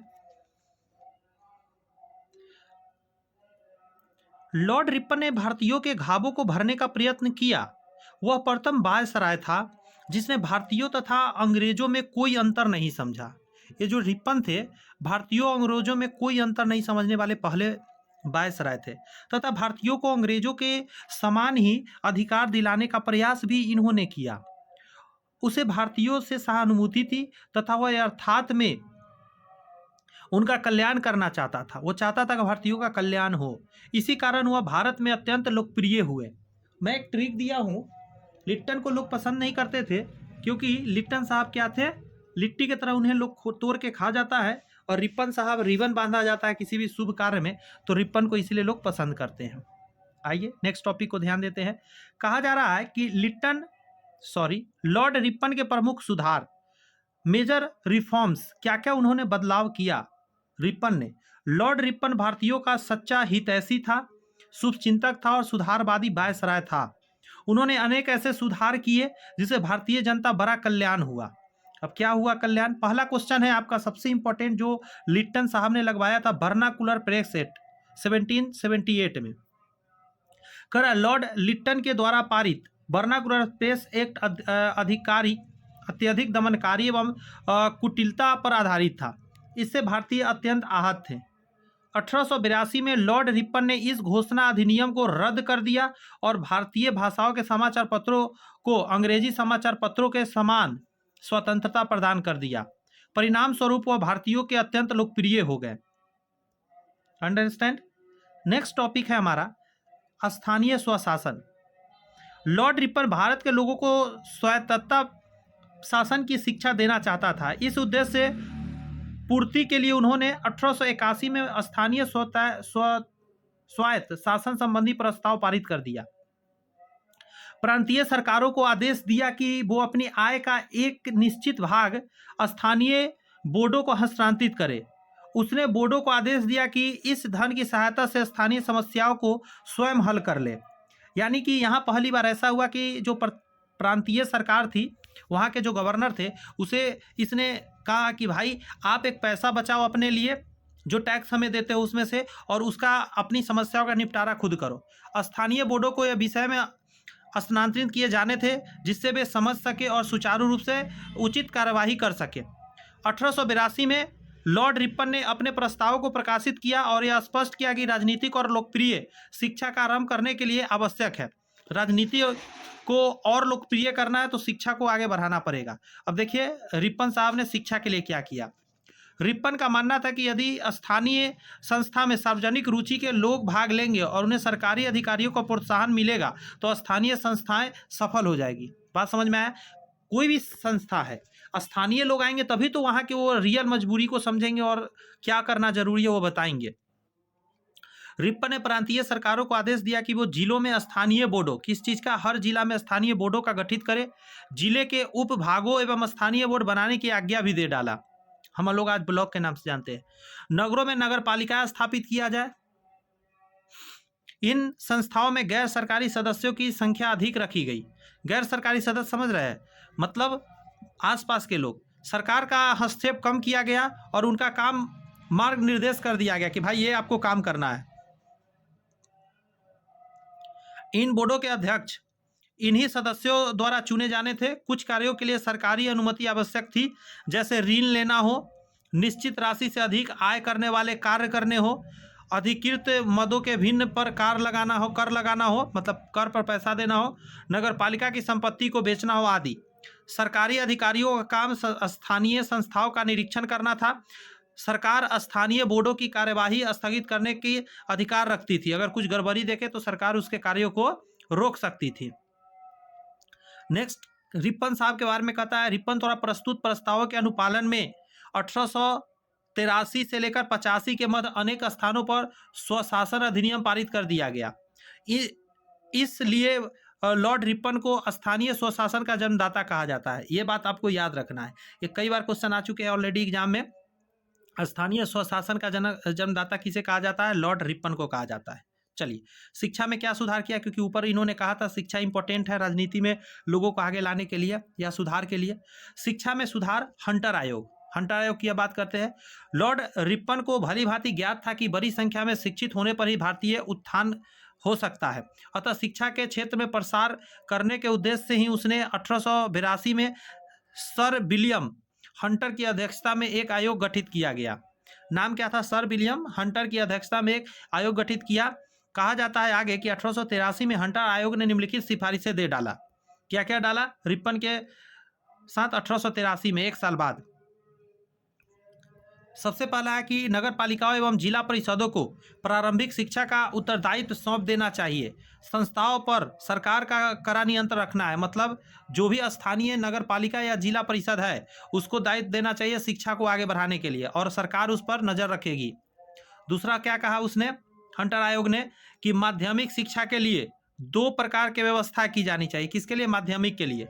एक तो साधारण साहित्य शिक्षा की पद्धति, साहित्य पढ़ाना है उसमें, और दूसरी व्यवहारिक शिक्षा जिसमें विद्यार्थियों को वाणिज्य, रोजगार, रोजमुखी शिक्षा दी जाए। सभी माध्यमिक स्कूलों को यथासंभव निजी प्रबंध से सौंपा जाना चाहिए, मतलब आसपास के लोग पैसा इकट्ठा करके और निजी प्रबंध वाले लोग इसको चलाएं। तीसरा पॉइंट आयोग ने क्या कहा? आयोग ने बड़े महाविद्यालयों में वैकल्पिक विषय को प्रस्ताव दिया कि बहुत सारे विषय आप चुन सकते हैं।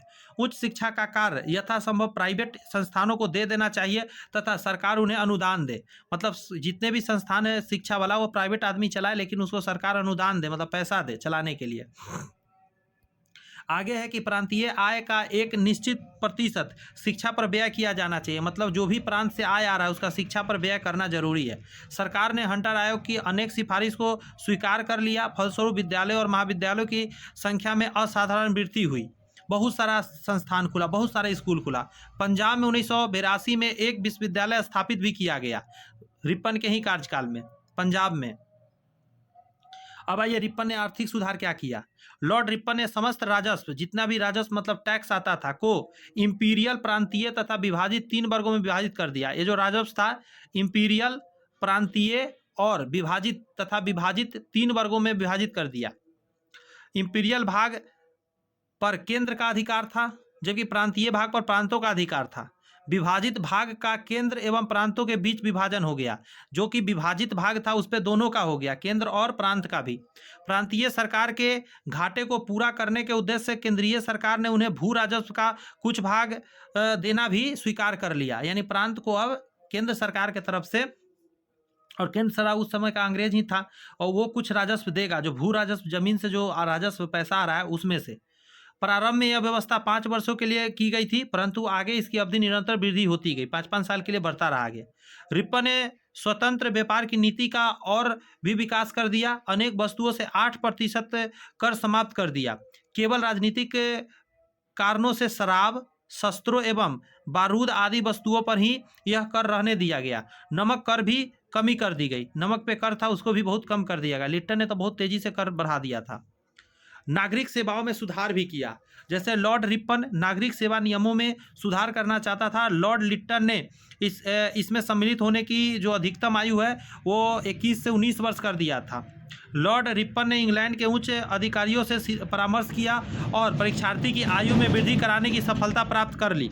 मतलब रिप्पन साहब ने इसमें फिर से आयु आगे बढ़वाएं। जनगणना की अब बात करते हैं। रिप्पन के पूर्व किसी भी वायसराय ने जनगणना का कार्य नहीं कराया था। रिप्पन ने भारतीय जनगणना, व्यवसाय आदि के बारे में सूचनाएं एकत्र करने के लिए जनगणना कराना अवश्य समझा। 1881 आगे आप सुनिएगा। तो माइंड में एक बात आपने रख लिया होगा कि जो सबसे पहले जनगणना कराने वाले कौन थे, तो रिप्पन ही थे। कह रहा फैक्ट्री एक्ट, ये क्या है? लॉर्ड रिप्पन के कार्यकाल में 1881 ईस्वी में प्रथम फैक्ट्री एक्ट पारित किया गया। इसके अंतर्गत 7 से 12 वर्ष तक की आयु के बच्चों को काम करने के घंटे निश्चित कर दिए गए। मतलब अगर 7 साल से लेकर 12 वर्ष तक का बच्चा, उसका जो घंटा है काम करने का निश्चित कर दिए गए। अब उनसे अधिक से अधिक 9 घंटे काम लिया जा सकता था। सोचिए, अभी हम लोग 8 घंटे काम करते हैं, बड़े हैं तब, बच्चे को तो आज काम ही नहीं करा लेंगे। उस समय 7 साल से लेकर 12 साल के बच्चा सबसे भी 9 घंटा काम लिया जाता था। तो सोचो बड़ों से कितना देर लिया जाता था। इस अधिनियम को लागू कराने के लिए अधिकारियों की नियुक्ति भी की गई थी। इतना आसान नहीं था, लेकिन रिप्पन ने इतना मेहनत करा। सोच के देखिए। इल्बर्ट बिल विवाद क्या था उसको समझते हैं। सर सीपी इल्बर्ट वायसराय रिप्पन की अवधि परिषद का सदस्य था। ये जो व्यक्ति थे सीपी इल्बर्ट, और रिप्पन की जो विधि परिषद था ना, उसका सदस्य था। उस समय भारत में फौजदारी दंड संहिता के अंतर्गत किसी भी भारतीय न्यायाधीश को यूरोपीय अपराधियों के मुकदमे सुनने का अधिकार नहीं था। फिर से सुन लीजिएगा। अगर कोई भी बंदा यूरोप का है, मतलब अंग्रेजी है, भारतीय बंदा कोई भी उसका न्याय नहीं करेगा, मतलब उसमें वहीं का लोग करेगा। रिप्पन ने इस अन्याय को दूर करने के उद्देश्य से इल्बर्ट की सहायता के लिए बिल पारित करने का प्रयास किया। अतः 2 फरवरी 1883 ईस्वी को एक बिल प्रस्तुत किया गया। बिल के द्वारा भारतीय और यूरोपीय न्यायाधीशों को शक्तियां समान करने का प्रयास किया गया था। यूरोपीय लोगों ने इस बिल का घोर विरोध किया, क्योंकि वे इसे अपने विशेषाधिकार को कठोराघात मानते थे। अब समझिए मेरी बात कितनी खतरनाक है। सोचिए कितने गंदे सोच के वहाँ के लोग थे। इंडियन का फैसला यूरोपीय कर सकते थे कोर्ट में, लेकिन यूरोपीय का किसी मामला है तो भारतीय उसका फैसला नहीं कर सकते थे। बात समझ में आ रही है आपको? हाँ, ध्यान दीजिए।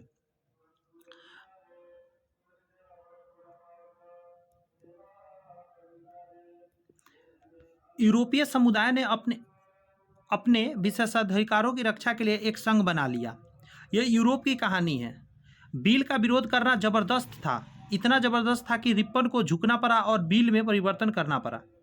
26 जनवरी 1884 ईस्वी को नया विधेयक पारित किया गया। इस बिल के द्वारा भारतीयों में एक राजनीतिक चेतना का संचार हुआ। भारतीयों को समझ में आ गया कि कितना यूनिटी है वहाँ के लोगों में। जितने भी अंग्रेज है वो एक हो गए कि नहीं पारित होगा ये बिल। भारतीयों को समझ में आया कि कोई भी काम हमको करवाना है तो एकजुटता चाहिए। नेक्स्ट है मूल्यांकन। लॉर्ड रिप्पन सबसे अधिक लोकप्रिय वायसराय था।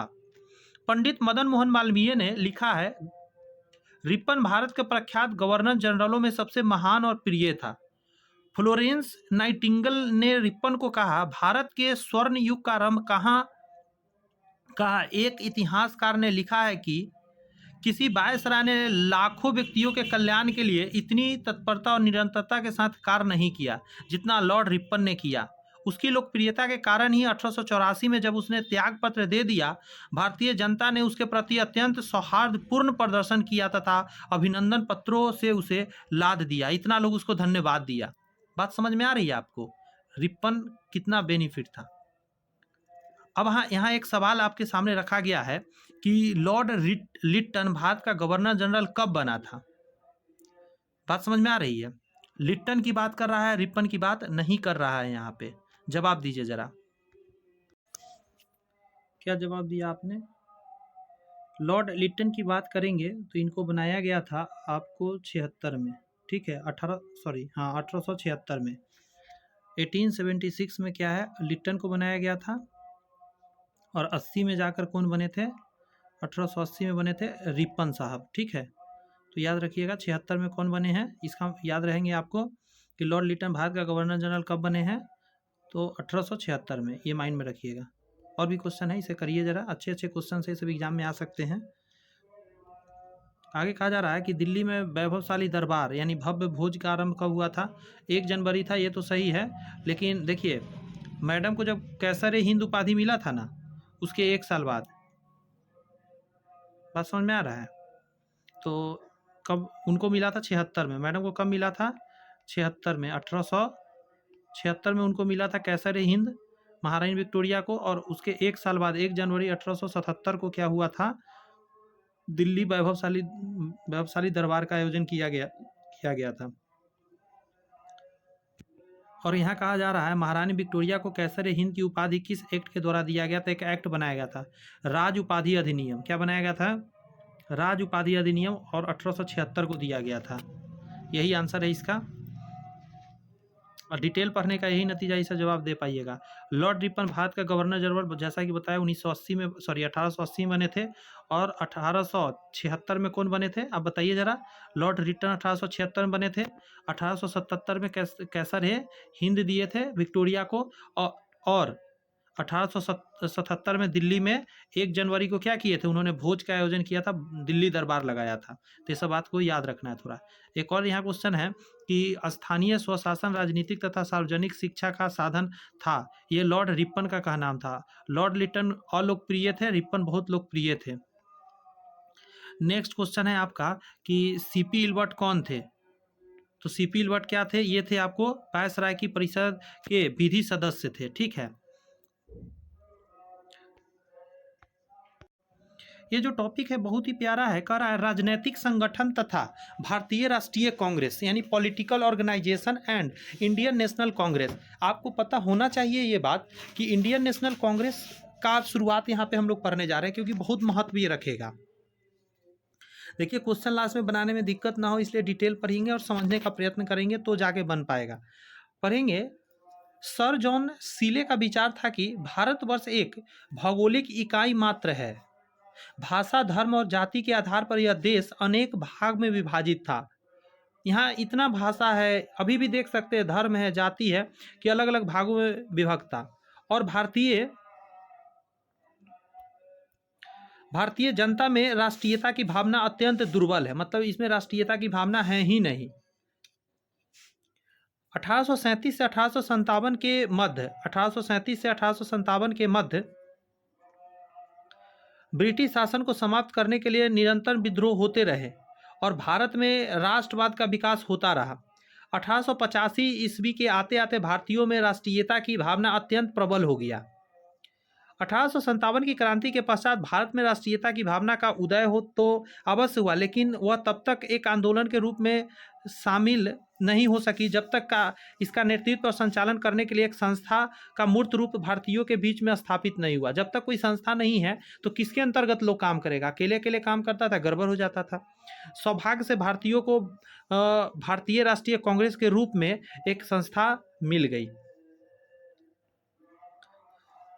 नेक्स्ट टॉपिक है हमारा कि राजनीतिक संगठन एवं इसके कार्य, political organisation and their work. उस समय जो पॉलिटिकल ऑर्गेनाइजेशन बना था उसका क्या कार्य था।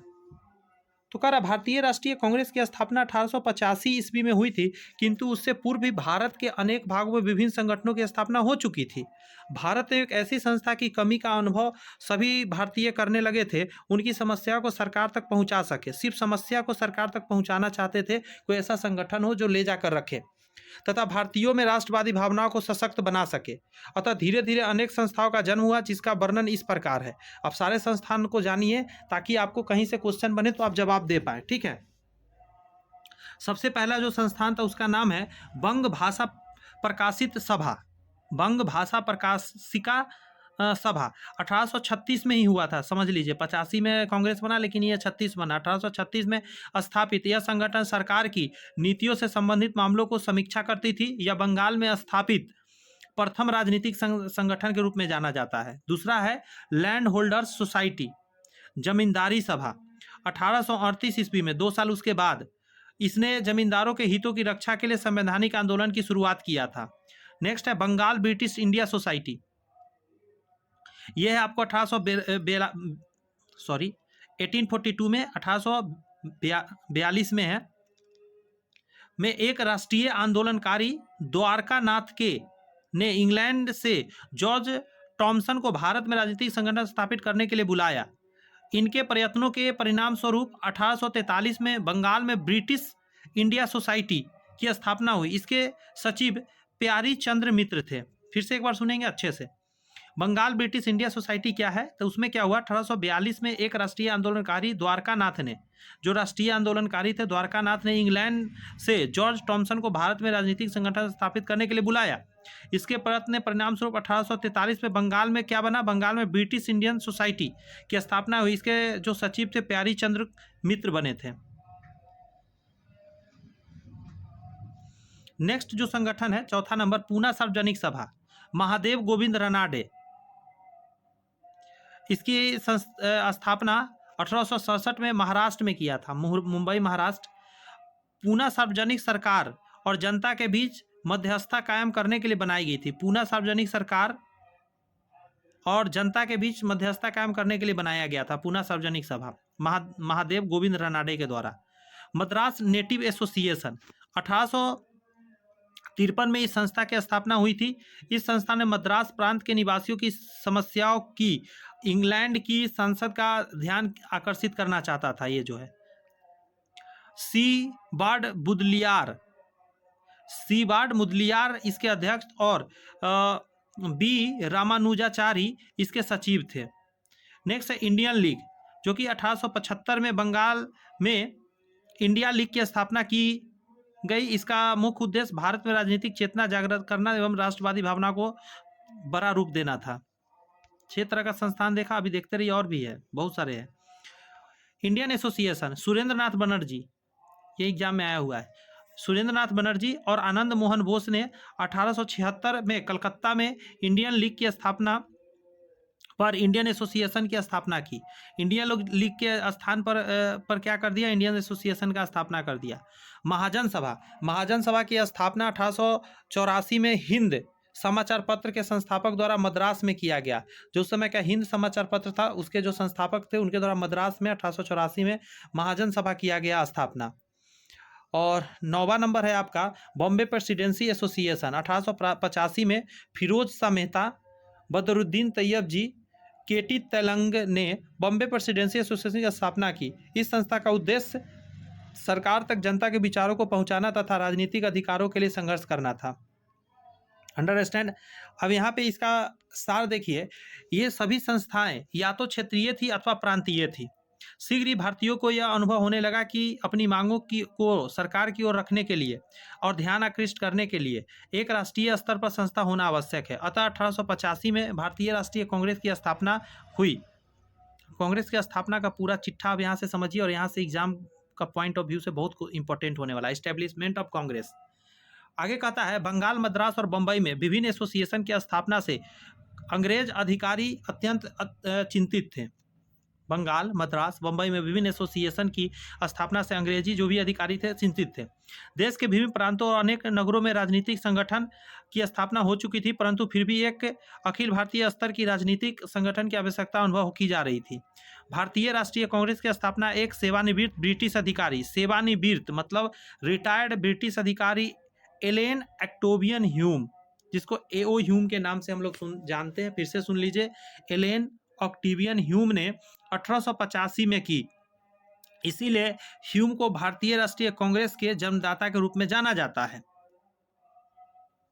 ये सारे क्वेश्चन एग्जाम में बन सकते हैं, ये सब लाइन को एकदम अच्छे से समझिएगा। 1885 में इस ह्यूम ने किया, इसीलिए इनको राष्ट्रीय कांग्रेस के जन्मदाता कहा जाता है। क्लियर है। ह्यूम ने कांग्रेस की स्थापना से पूर्व मार्च 1883 में कलकत्ता विश्वविद्यालय के स्नातकों के नाम पत्र में देश के शिक्षित नवयुवकों को मातृभूमि की उन्नति के लिए आगे आने को अपील की, जिससे राष्ट्र का बौद्धिक, सामाजिक और राजनीतिक पुनर्जागरण हो सके। 1885 के आरंभिक दिनों में ह्यूम ने वायसराय लॉर्ड डफरिन के समक्ष सारी बातों का विचार विमर्श किया। 1885 जब चल रहा था उसके शुरुआती दिनों में क्या किया, लॉर्ड डफरिन उस समय वायसराय थे, उनसे बात किया, डफरिन से सारी बात। इसके पश्चात शिमला में, कहाँ पे, शिमला में इंडियन नेशनल यूनियन की स्थापना की। इंडियन नेशनल यूनियन की स्थापना की। इंडियन नेशनल यूनियन का सम्मेलन पूना में होना निश्चित था, परंतु वहां हैजा हो जाने के कारण यह सम्मेलन 28 दिसंबर को दोपहर 12 बजे गोकुलदास तेजपाल संस्कृत कॉलेज, ये सारे क्वेश्चन बन जाएंगे यहाँ से। ये सबको मैं फिर से मैं पढ़ूंगा इस पैराग्राफ को, क्योंकि यहाँ से हर एक लाइन क्वेश्चन है आपके एग्जाम के लिए। तो इंडियन नेशनल यूनियन का जो सम्मेलन पूना में होना था, कहाँ होना था, पूना में, लेकिन वहाँ हैजा हो जाने के कारण कहाँ हुआ सम्मेलन, 28 दिसंबर दोपहर 12 बजे गोकुलदास तेजपाल संस्कृत कॉलेज मुंबई में प्रारंभ हुआ। इस सम्मेलन में देश के विभिन्न भागों से आए 72, कितना ये भी पूछता है, 72 प्रतिनिधियों ने भाग लिया। सम्मेलन के कुछ दिन पूर्व ह्यूम के सुझाव पर इसका नाम इंडियन नेशनल कांग्रेस कर दिया गया। ये जो सम्मेलन था उससे पहले ही इंडियन नेशनल यूनियन को क्या कर दिया गया, इंडियन नेशनल कांग्रेस कर दिया गया। कांग्रेस के प्रथम सम्मेलन के जो सभापति थे व्योमेश चंद्र बनर्जी को रखा गया था। कांग्रेस की स्थापना के कारण रीजन्स क्या क्या थे, बहुत सारे रीजन अब आएंगे, पढ़िए जरा। ह्यूम ने कांग्रेस की स्थापना क्यों की, इस प्रश्न पर मतभेद है। कुछ लोग कांग्रेस को ब्रिटिश राज के सुरक्षा कपाट यानी सेफ्टी वाल्व के रूप में देखते हैं, तो दूसरी तरफ ऐसे लोग की भी कमी नहीं है जो इस स्वतंत्रता प्राप्ति हेतु तो स्थापित एक गौरवशाली संस्था मानते हैं। अभी क्या है मतलब ये सुरक्षा कपाट की, इसको समझते हैं। इसके अनुसार लॉर्ड डफरिन के निर्देश पर ह्यूम ने कांग्रेस की स्थापना किया। इसीलिए किया ताकि ब्रिटिश शासन के प्रति भारतीय जनता में उपज रहे असंतोष का पता लगाकर उसे समाप्त करने हेतु यथोचित कार्यवाही की जा सके। लाला लाजपत राय ने इस मत के समर्थन में यंग इंडिया में लिखा था। यंग इंडिया में लाला लाजपत राय ने क्या लिखा, भारतीय राष्ट्रीय कांग्रेस की स्थापना का मुख्य उद्देश्य यह था कि इस संस्था के संस्थापक ब्रिटिश साम्राज्य के संकटों से रक्षा करना और उसको छिन्न भिन्न होने से बचाना चाहते थे। आगे क्या है, जो लोग ये मानते हैं कि राष्ट्रीय चेतना का प्रतीक है, तो क्या कहता, अधिकांश इतिहासकारों का मानना है कि 1885 के पूर्व कुछ वर्षों में भारतीय जनता के राजनीतिक तौर पर जागरूक हो गए थे। बिपिन चंद्र के अनुसार 1885 आते आते एक अखिल भारतीय राजनीतिक संगठन का जन्म देना आवश्यक हो गया था। आधुनिक शोधकर्ताओं यह स्पष्ट हो गया है कि एओ ह्यूम का उदारवादी व्यक्ति थे। उनका विचार था कि भारतीय की निर्धनता व कष्ट सभी दूर हो सकते हैं, जबकि ये वे राजनीतिक रूप से संगठित हो तथा कोई संस्था ऐसा हो जो उनकी एक मत रखा जा सके। बात समझ में आ रही है, ये एओ ह्यूम समझते थे। ऐसी संस्था हो जो सरकार के जनसाधारण की समस्याओं को पहुंचा सके। जकारिया के अनुसार, जकारिया ने क्या कहा है उसको समझिए, लोकतंत्रवादी भारतीय एवं अंग्रेज समर्थकों के संयुक्त प्रयत्नों से इस महान राष्ट्रीय संस्था का जन्म हुआ। इस कार्य में उन्हें प्रेरणा संकीर्ण भावों से नहीं वरन सत्य और न्याय के विचारों के प्रति सच्ची लगन और शक्ति से मिली है। बात समझ में आ रही है। आगे क्या कहा जा रहा है इसको भी समझिए कि कांग्रेस के उद्देश्य व्योमेश चंद्र बनर्जी के अनुसार इस प्रकार थे। पहला था कांग्रेस का उद्देश्य राष्ट्रवादियों में परस्पर सौहार्द बढ़ाना, कि जो भी राष्ट्रवादी है उसको एक खुशी मिले कि हम एक संस्था के अंतर्गत काम करते हैं, यानी पिता तुल्य कोई संस्था तो है। पारस्परिक वैमनस्य समाप्त कर एकता को बढ़ावा देना। आगे कहता है पूर्ण सामाजिक समस्याओं के समाधान हेतु प्रयत्न करना। क्लियर है बात? ये सारे टॉपिक्स जो है माना जा रहा है। आगे कहा जा रहा है आपका, अतः स्पष्ट है कि अपने संस्था के समय कांग्रेस के मुख्य उद्देश्य, स्थापना के समय कांग्रेस के मुख्य उद्देश्य सामाजिक थे, न कि राजनीतिक। कुछ समय बाद कांग्रेस के उद्देश्य राजनीतिक हुए थे। कांग्रेस की स्थापना बड़े दूरगामी परिणाम हुए। भविष्य में भारतीय राष्ट्रीय आंदोलनों को इस संस्था में महत्वपूर्ण भूमिका निभाई। प्रोफेसर मजुमदार ने लिखा है कि, क्या लिखा है, यह वह धुरी थी जिसके चारों ओर स्वतंत्रता की महान गाथा की घटनाएं घटित हुई थी। अब यहाँ से क्वेश्चन है, अब जवाब दीजिए क्वेश्चन। भारतीय राष्ट्रीय कांग्रेस का संस्थापक निम्न में से कौन थे? तो आप क्या कहेंगे? A.O. ह्यूम के नाम से जाना जाता है इनको। आगे कह रहा है कि भारतीय राष्ट्रीय कांग्रेस की स्थापना कब की गई? तो 1885 में किया गया। और कहता है भारतीय राष्ट्रीय कांग्रेस के प्रथम अधिवेशन के अध्यक्ष कौन थे? तो क्या कहिएगा? व्योमेश चंद्र बनर्जी थे। प्रथम अधिवेशन के अध्यक्ष कौन थे? तो व्योमेश चंद्र बनर्जी थे। नेक्स्ट टॉपिक हमारा आया है बहुत ही प्यारा कि 1892 का भारतीय काउंसिल अधिनियम, इंडियन काउंसिल एक्ट 1892। अच्छे से इसको समझने का कोशिश किया जाए। पहले भूमिका है, इसको ही समझते हैं। कहा जा रहा है भारतीयों में आक्रोश की भावना को दबाने के लिए अंग्रेज सरकार ने 1861 ईस्वी का अधिनियम पारित किया, किंतु वह भी भारतीयों की आशाओं पर खरा न उतर सका। अंततः ब्रिटिश शासन ने 1892 ईस्वी में एक अधिनियम पारित किया। इस अधिनियम को पारित करने का निम्नलिखित कारण था। पहला है 1861 ईस्वी का अधिनियम। पहला तो कारण यही हो जाता है। क्या है इसको समझिए जरा, डिटेल से समझना है जरा। 1861 के अधिनियम से भारतीयों की बहुत अपेक्षाएं थी। भारतीयों को जो उनमें प्रतिनिधित्व दिया गया था वे इससे संतुष्ट ना थे। भारतीयों में पुनः सुधारों की मांग का प्रबल हो चुका था कि नहीं, कुछ सुधार करिए, आपने जो नियम बनाया 1861 में एकदम सही नहीं है। राष्ट्रीयता की भावना बहुत तेज से बढ़ रही थी। 1870 के पश्चात धार्मिक आंदोलन हो रहे थे। पश्चात शिक्षा का प्रभाव बढ़ रहा था, यानी कि वहाँ का शिक्षा इंडियन को मिल रहा था। आर्थिक शोषण हो रहा था, पैसा लिया जा रहा था बहुत ज़्यादा मात्रा में, हर जगह से टैक्स। अंग्रेजों की निरंकुश नीतियों के परिणाम स्वरूप भारतीयों में राष्ट्रीय भावना अत्यंत प्रबल हो गई थी। अतः भारत में फिर से एक बार विद्रोह उत्पन्न हो जाए, इस भय को अंग्रेज सरकार समझ रहा था और इसीलिए वह अधिनियम पारित करा है कि फिर से ना विद्रोह छिड़ जाए 1857 की तरह। भारतीय राष्ट्रीय कांग्रेस की स्थापना, ये भी बहुत बड़ा बल दे रहा था। 1885 में भारतीय राष्ट्रीय कांग्रेस A.O. ह्यूम ने स्थापित किया। पहला सभापति यानी कि अध्यक्ष जो थे व्योमेश चंद्र बनर्जी थे। कहता है भारतीयों के संघर्ष करने के लिए एक आधार भी प्रदान मिल गया था। कांग्रेस ने सरकार के समक्ष कुछ प्रमुख मांगे रख दी थी। क्या क्या था उसको पढ़ते हैं।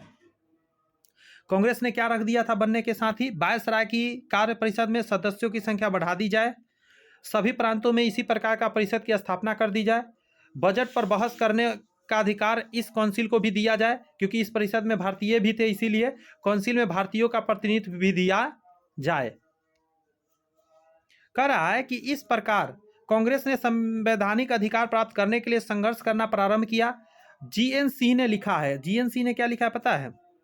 1892 ईस्वी का अधिनियम भारतीय राष्ट्रीय कांग्रेस के कार्यों का प्रथम परिणाम के रूप में जाना जाता है। ये सही बात भी है।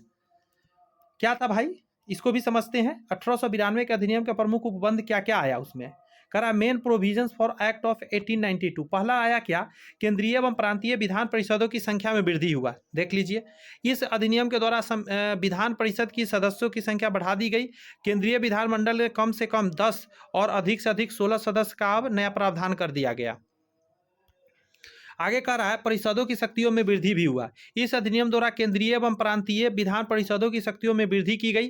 कुछ प्रतिबंधों के साथ, प्रतिबंध तो था लेकिन परिषदों की वार्षिक वित्तीय बजट पर बहस करने का अधिकार भी दे दिया गया। विधान परिषद के सदस्यों को सार्वजनिक हित में प्रश्न पूछने का अधिकार दिया गया। विधान परिषद के सदस्यों को सार्वजनिक हित में कुछ प्रश्न भी पूछा जा सकता था।